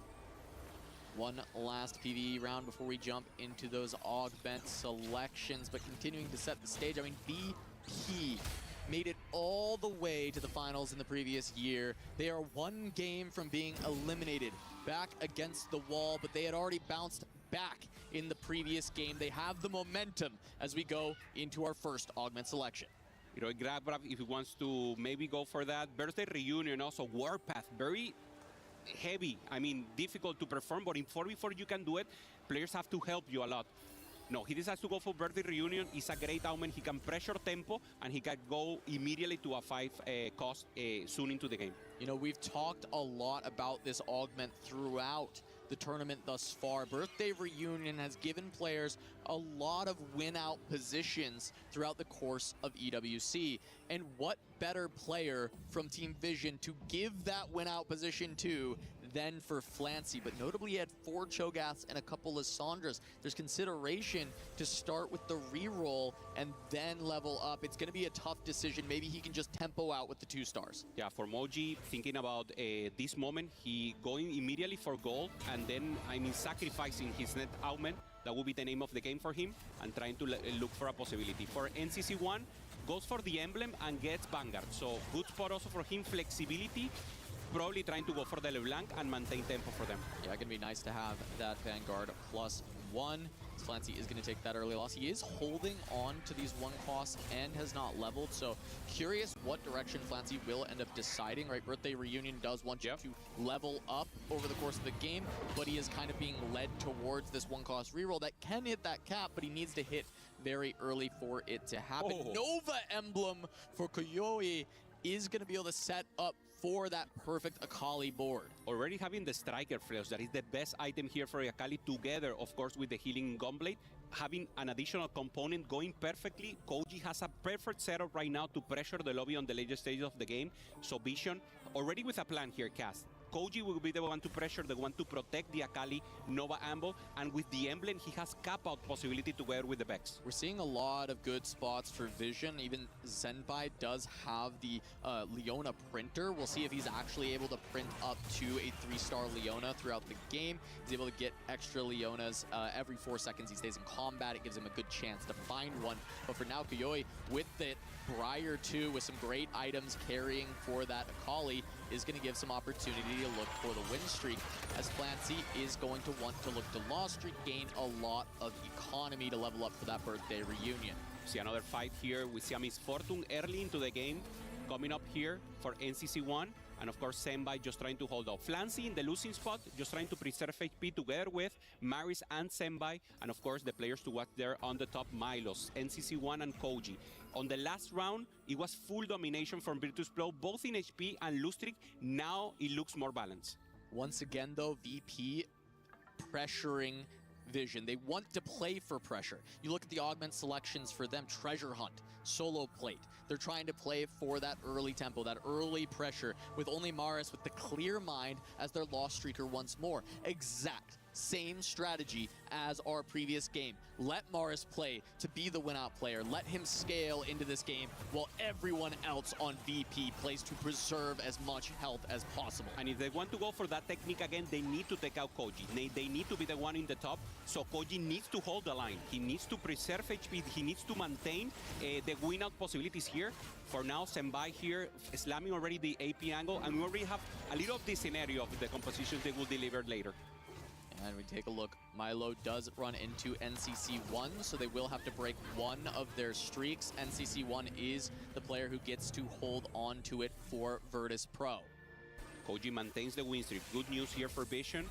And of course, priority should be going directly onto the Solar Hex. As a great chance, yeah, 100% of people going into that line. Oh, Maris. Yeah, I get it with the full loss streak idea. Get a little bit of extra health. He may even potentially have heal cut already, or he knows he can find heal cut later without too much worry. So it is going to be nice for Mars to just get a little extra HP, even though Soraka is rarely taken. The most important resource right now in 4v4 is that HP, both to maintain yourself with additional life and then also to help your teammates. So of course, everyone, at least in majority, going for the Yasuo. And now no pop-off. We see the reason, as you mentioned. Going for the Lustrik, going for the clear mind, making sure he has economy 40 gold right now. Insane.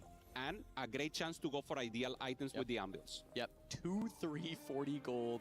Gets to hold the anvils, can try and find the units first, then decide where to go. A lot of flexibility for Maris, especially if the rest of the team does end up picking their compositions earlier, then he can decide to fit where he needs to slot in. NCC1 here trying to hold and should have a good one here against Kian, who's the one contesting the Akali, has the Gunblade, so we will see him pop off Treasure Hunt, so an ideal spot for him to be the one to roll and obviously try to find the Akali 3-star as soon as possible.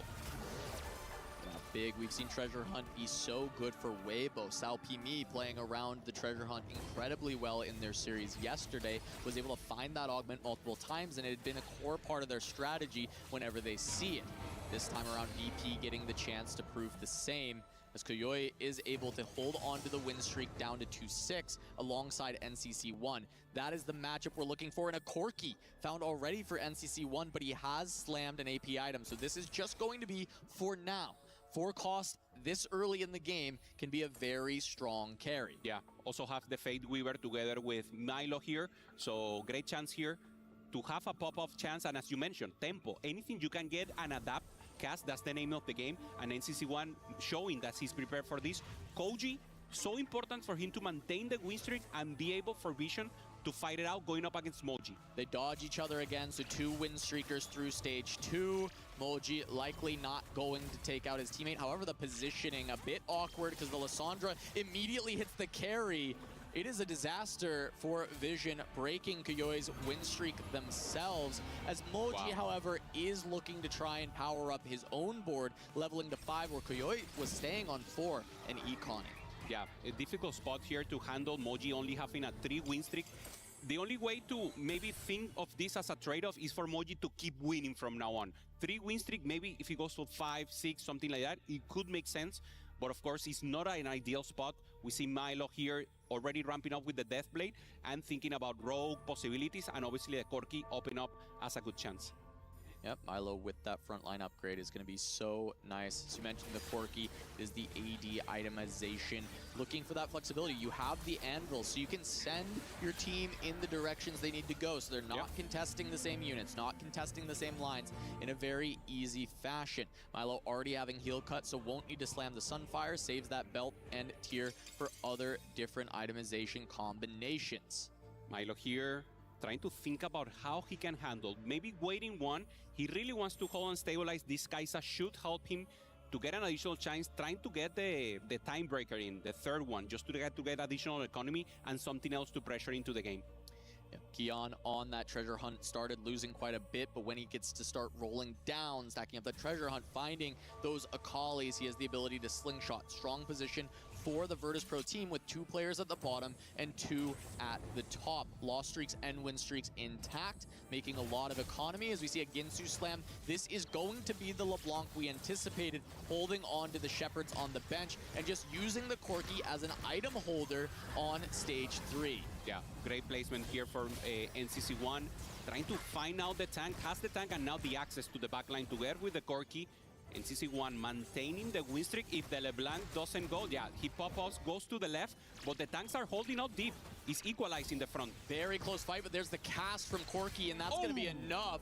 Moji had to take over the streak from Koyoi, from Vision, but NCC stops it in its tracks. Yeah. So we've got yet another golden augment to pick from. The chances here.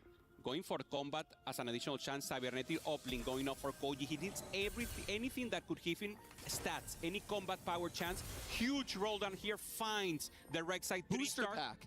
Picks up the Rek'Sai 3-star. Crazy pickup there from the booster to just give value to Keon's board immediately.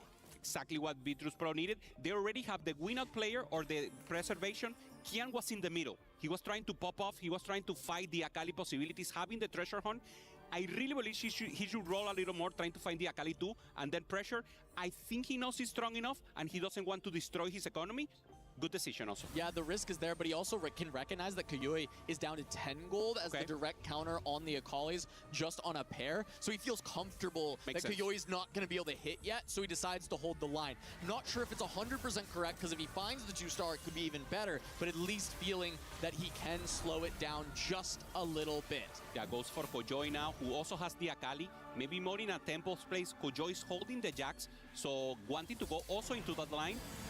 Will take a hit into Kian, and of course pressure a little more. Kian also trying to go for the treasure hunt, so now probably the roll down would happen again. He got dumpstered in this fight, but that really is just one Akali got on the other. Fight ends kind of almost immediately. Not really that indicative of the board strength between the two, since that was how the fight went down. Mars once again finds Anima. He's going to be able to level up this board a bit more, just like in the previous game. He's positioned himself to be the win-out player for Virtus Pro. No roll for Kian, so we're seeing Maris right now having the Anima, trying to get anything he can, already having the sniper emblem, going into the space group line, trying to find the Samira to be as stable as possible, if you will. Doesn't have the Gwen 2-star, that is normally the placeholder, if you will, so going to play around the Aurora for now. Yeah, VP once again creating a vision sandwich, and they're looking to eat them for lunch in yet another masterclass of 4v4 TFT. Maris going to be looking to take even more losses here. He's still not leveled up the board too much, just putting a few items in to pick up some takedowns and take a little bit less damage. Runs into Kian. This time the Akali stays alive, and it's going to be a big chunk into Mars. Going to have to keep our eyes on that, but Soraka is still available and could provide even more help for Mars to buy additional space. Yeah, Mar is finding the meeple emblem that is not ideal in the archetype of the compositions he was looking for. So maybe a player more in the lower side of the rope, if you will. Now let's see what Yasuo gives us here. Cryogenic. So we have healing, if you will, and freezing possibilities here for the tank. And once again, whoever has the biggest tank is taking out an advantage right now. The big thing to look out for with the cryogenic, it's the same tanks as usual, but it accentuates their power. Morgana gonna be able to find an additional cast, heal up again. It makes her so difficult to take down. Nunu gonna probably get an additional snowball out, causing more CC. So if the damage is there, those two tanks, while they're the best, they become even better than the rest of the counterparts because of this stall time. For NCC1, not having anything to start here with the Ilaoi, has the chance to do it. Change the items, as you mentioned, Cass. Everything will go directly into that Ilaoi and probably also the Hex. Waiting for the last round, obviously, to see if it is good for him to place it or he wants to really maintain the win streak. There it is. Everything going for Ilaoi.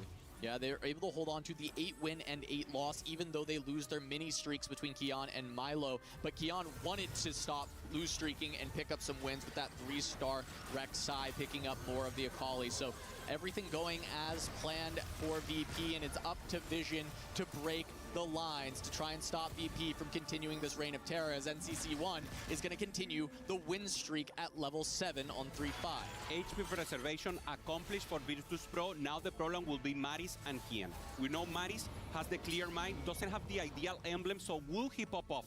The same happened for Kian. Is Kian able to avoid a lower placement and then pop off here, Cass, and have any possibilities? Leona 3-star is fine by Senbai, has also the possibility of Ascension. Frontline already in place, needs to find the Ginso, and this is a perfect spot for LeBlanc. Love the Ascension pickup with the Cryogenic Hex. These fights are going to go longer than usual. That's going to get a lot more value than it would in any standard game. We're going to see if Maris can turn this lose streak around. When will that re-roll show up? Will he do it on neutrals once again before 4-1? Because he's at 33 HP. Eyes on Flancy. He has the Karma already as the item holder for his AP line, and he is going to run into Milo. Flancy, potential win-out player for Vision with that birthday reunion, so we'll have to keep tabs on him as well. Yeah, as you mentioned, birthday reunion, trying to go for fast 9, trying to find a Sona, a Vex, trying to find a Bard, anything that goes ideal with the items that he has.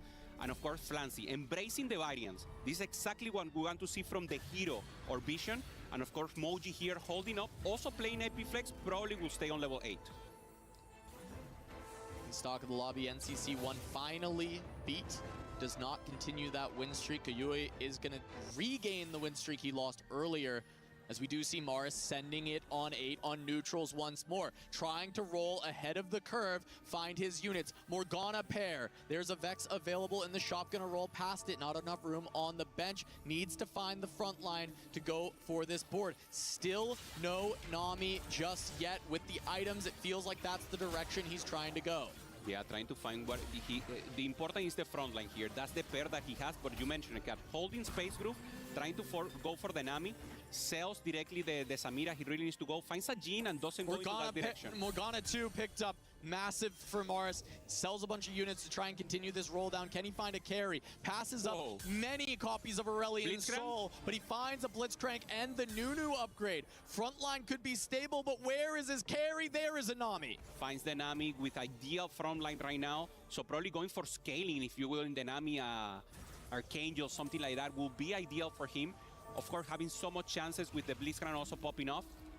This is stable board for Maris, but he needs a little more. He needs has the Anvil still. We'll see what item he can find. Does get the Striker's Flail to go onto the Nami. Still a lot of extra damage. He is just Nami 1, but with the Blitzcrank online, with the Morgana 2, the Nunu 2, this front line is insane. And once more, Maris has been able to escape that 10 loss with a successful roll down, pushing ahead of tempo. 3-7. There's no world the Vision players can contest that roll down. He's before everyone else. Again, the masterclass from Virtus Pro. Yeah, and Flancy having the first seat here, watching it live, knows that he's being contested, knows that the team needed to take out Maris as soon as possible, doesn't find it, and now trying to play the flex AP. Doesn't find a Nami, and now is forced to play AP flex. Yeah, we're going to see him sell most of the board, start this full roll down. He at least has a frontline upgrade with the Rammus. What can he find for the carry? Pair of Corgis, there's a Nami, finally gets one. There's 4 Rivens in a shop. I suppose we could play Riven on this board. Yeah, he wants to contest the space route, finds the Riven, doesn't find one Nami, and this is so important for him. Not finding the ideal carries that you need in the composition. One Nami in place right now, and the composition will be the face-off against Flancy and Maris to see who gets it first. Both of them on a singular copy of the Nami. Need to find the 2-star. That will be the difference maker in this game. If Vision can send Maris out in 8th or not, is if they can deny the Nami from him. Flancy matched up against Senbai, who has found a Vex with solid items to go with it, but can he find a Vex 2 to cap this board? Because Vex plus that Ascension we talked about, this composition has a very high cap, but can Senbai get there as he's on no gold currently? Yeah, level 8, very difficult to navigate from now on. Flancy wanted to go level 9, but the pressure from Virtus Pro enabled him not to go, and now he has less value from the birthday present. So the tempo, the aggressiveness, the resilience right now for Virtus Pro is making the difference. This is going similar to Game 2. Yeah, and Kian has found that upgrade for the Akali, so at least he has the 2-star that stabilized him, let him find a 5-win streak. I think a shining light for Vision in this game versus the last is Koyoi being able to hold on to the wins, hold on to 81 health. He's going to be able to donate that to some of the players who do have these high cap potentials. We see with the Vex from Senbai, from Flancy if he can find his Nami. There are spots, there are bright lights for Vision in this game. A way out, including even Moji on the Max. He has the Aurelian Soul, good itemization, but this didn't come from an Anima spot like we've seen many times before. And it's so good the recognition from Vision. They know Maris is strong enough to maintain, but Milio is the one who's low, so they're holding the Corgis. They're thinking of sending the second one in the lowest speed, so thinking ahead. This is a great play right now for Vision, going for the angle. And NCC1, the player who was holding the HP, now taking a hit. Vision starting to ramp up. Yeah, Vision is finding their footing in this game. NCC1 did find the LeBlanc, has found a decent composition, but that was a full hit from Moji. He found the Aurelian too. He found the Mighty Mech, and we saw on the roll down from Mars, he rolls past 5 Aurelians. He's not able to hold because he has to stabilize his own game. He can't afford to deny Moji, and that has opened the door for Vision. Vision needs to hold it here. They need to pressure. They need to send Maris as low as possible, or directly Milio here. Koji trying to roll, trying to find anything additional. Frontline was not assembled. 2 away from the Jax, no gold to do it. And Koji now on level 8, hasn't find the rest and should start to fall down now, Cass. He has time though, and he has a duplicator, so he's only 1 away from each other. He does have to find 3 total copies. Milo finds the Corki. Some being held, and the Corki found for Milo, so he might not continue this free fall. He has his front line and his back line stabilized, but is it good enough? Some of these boards have looked very strong. Yeah, Corki is strong on stage 4. On stage 5, he should be able to ramp down into the Lori. Koji finds him directly. Koji doesn't find the upgrade, so this is a good placement round for Milio. Trying to find it. Access to the backline is the name of the game. If the Akali is able to wrap up, he could win it all. Stuck on the Rammus for now. We'll see how long that happens. And the Corki focuses down the Akali. Big win for Milo to snap this 6th loss and keep the HP alive for Virtus Pro. Great damage also. NCC1 taking a hit. Both Maris and Milio holding, being the top.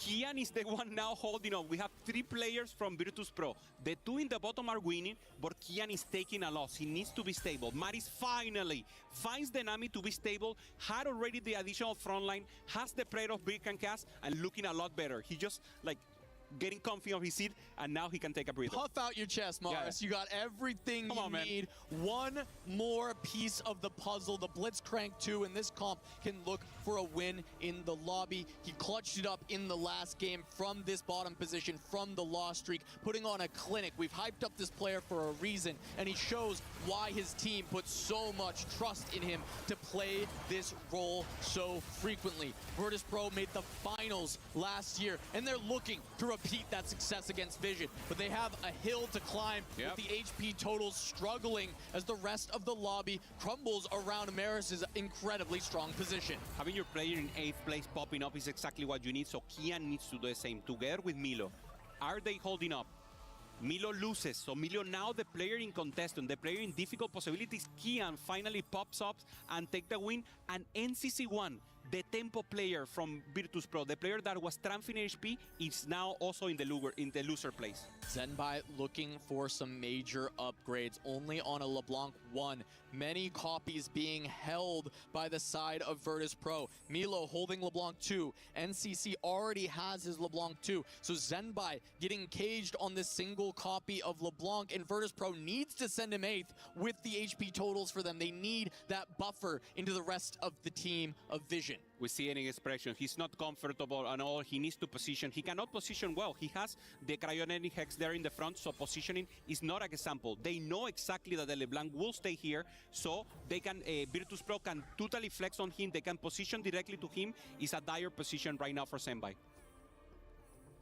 Zenbai can't find anything. You see him still in good spirits, trying to figure out what to do next. Not even having the pair is so difficult. The spot is looking doomed, so they need to send Milo 8th if he wants to pop off. Yeah, Zenbai did replace the Vex one with this LeBlanc as well, just recognizing that he needs the Shepherds in order to help this front line a little bit more. Even every little piece helps, and this fight is massive for the standings in this game. Milo on 20 HP, Zenbai on 27. Upgraded carry available for Milo. Can it make the difference, or is Ascension, Archangel's Ginsu enough to make Zenbai's board too strong? Leon It is looks holding. like the Rammus is falling first. The front line staying alive forever. The Ascension fully procced. The Corky hits LeBlanc first. fully ramped. And it's enough for Zenbai to take a big hit onto Milo. Massive stakes on the line as NCC1 takes the 7th loss in a row. He has 50 gold level 8, a lot to spend to try and stabilize. But can Vision deny him the hits he needs? Everything can be defined in this next round. Koji trying to find anything else. Finds the Akali finally.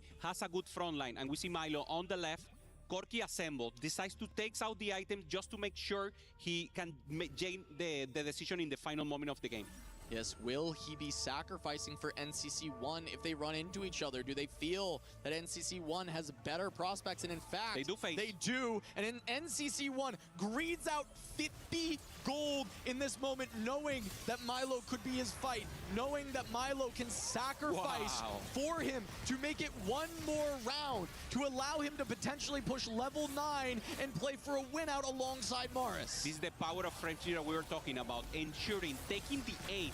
Hey man, I got you. My AVP will drop, but I do it for the team. Sacrificer loss here coming in from Milo, and now the chance to pop off once again. Use the goal, go to level 9 and pop off. Maris lost. This is massive for VP, massive for Vision to make it happen. Maris needed to hold on to these 2 lives. The HP is now very much struggling for Virtus Pro. Vision has a window here where they can send someone in 7th alongside the 8th place and potentially end the game. Blitzcrank to the last piece for Morris. It's in the shop, but he can't get it on this round. He has to wait one more round to get there. NCC1 goes to level 9 and doesn't find the Nunu, doesn't find the Sona. Is LeBlanc good enough? He still has the item into an Ilaoi 2-star.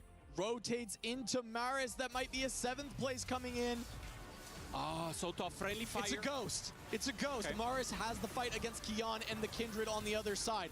Maybe NCC1 can get through the ghost, but it'll still be tough because Maris's board is so powerful.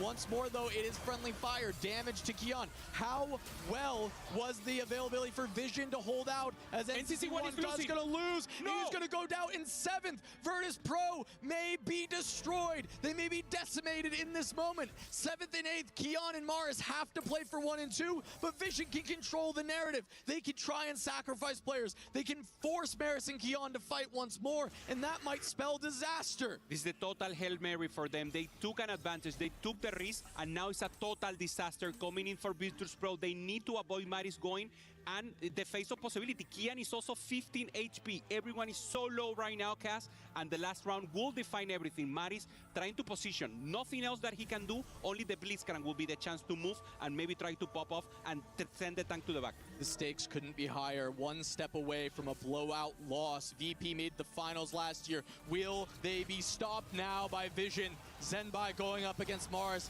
Looks like he may be able to hold on to that fight against the LeBlanc one, but Kian may not be so lucky. Moji with the mechs, the Aurelian soul that he found, the scaling available. Archangels, the cryogenic lobby, letting these scaling items show strong. Moji destroying Kian's board. Can he hold on? He does not. Kian is down. Decimation.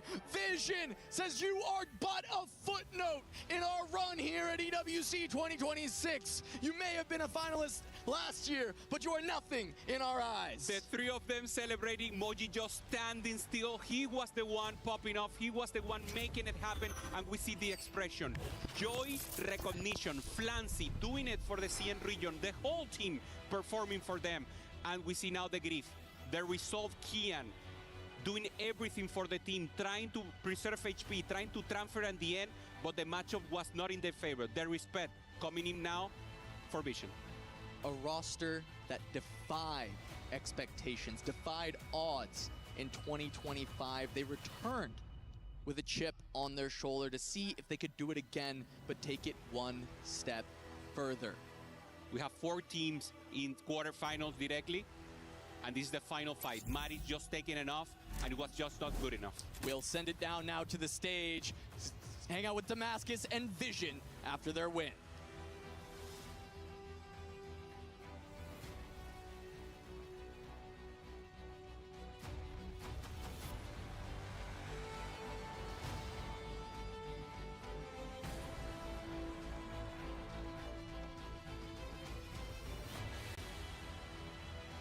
They came in confident and they backed up their talk. It is time for Team Vision to get another key and crush the dreams and hopes of Virtus.pro.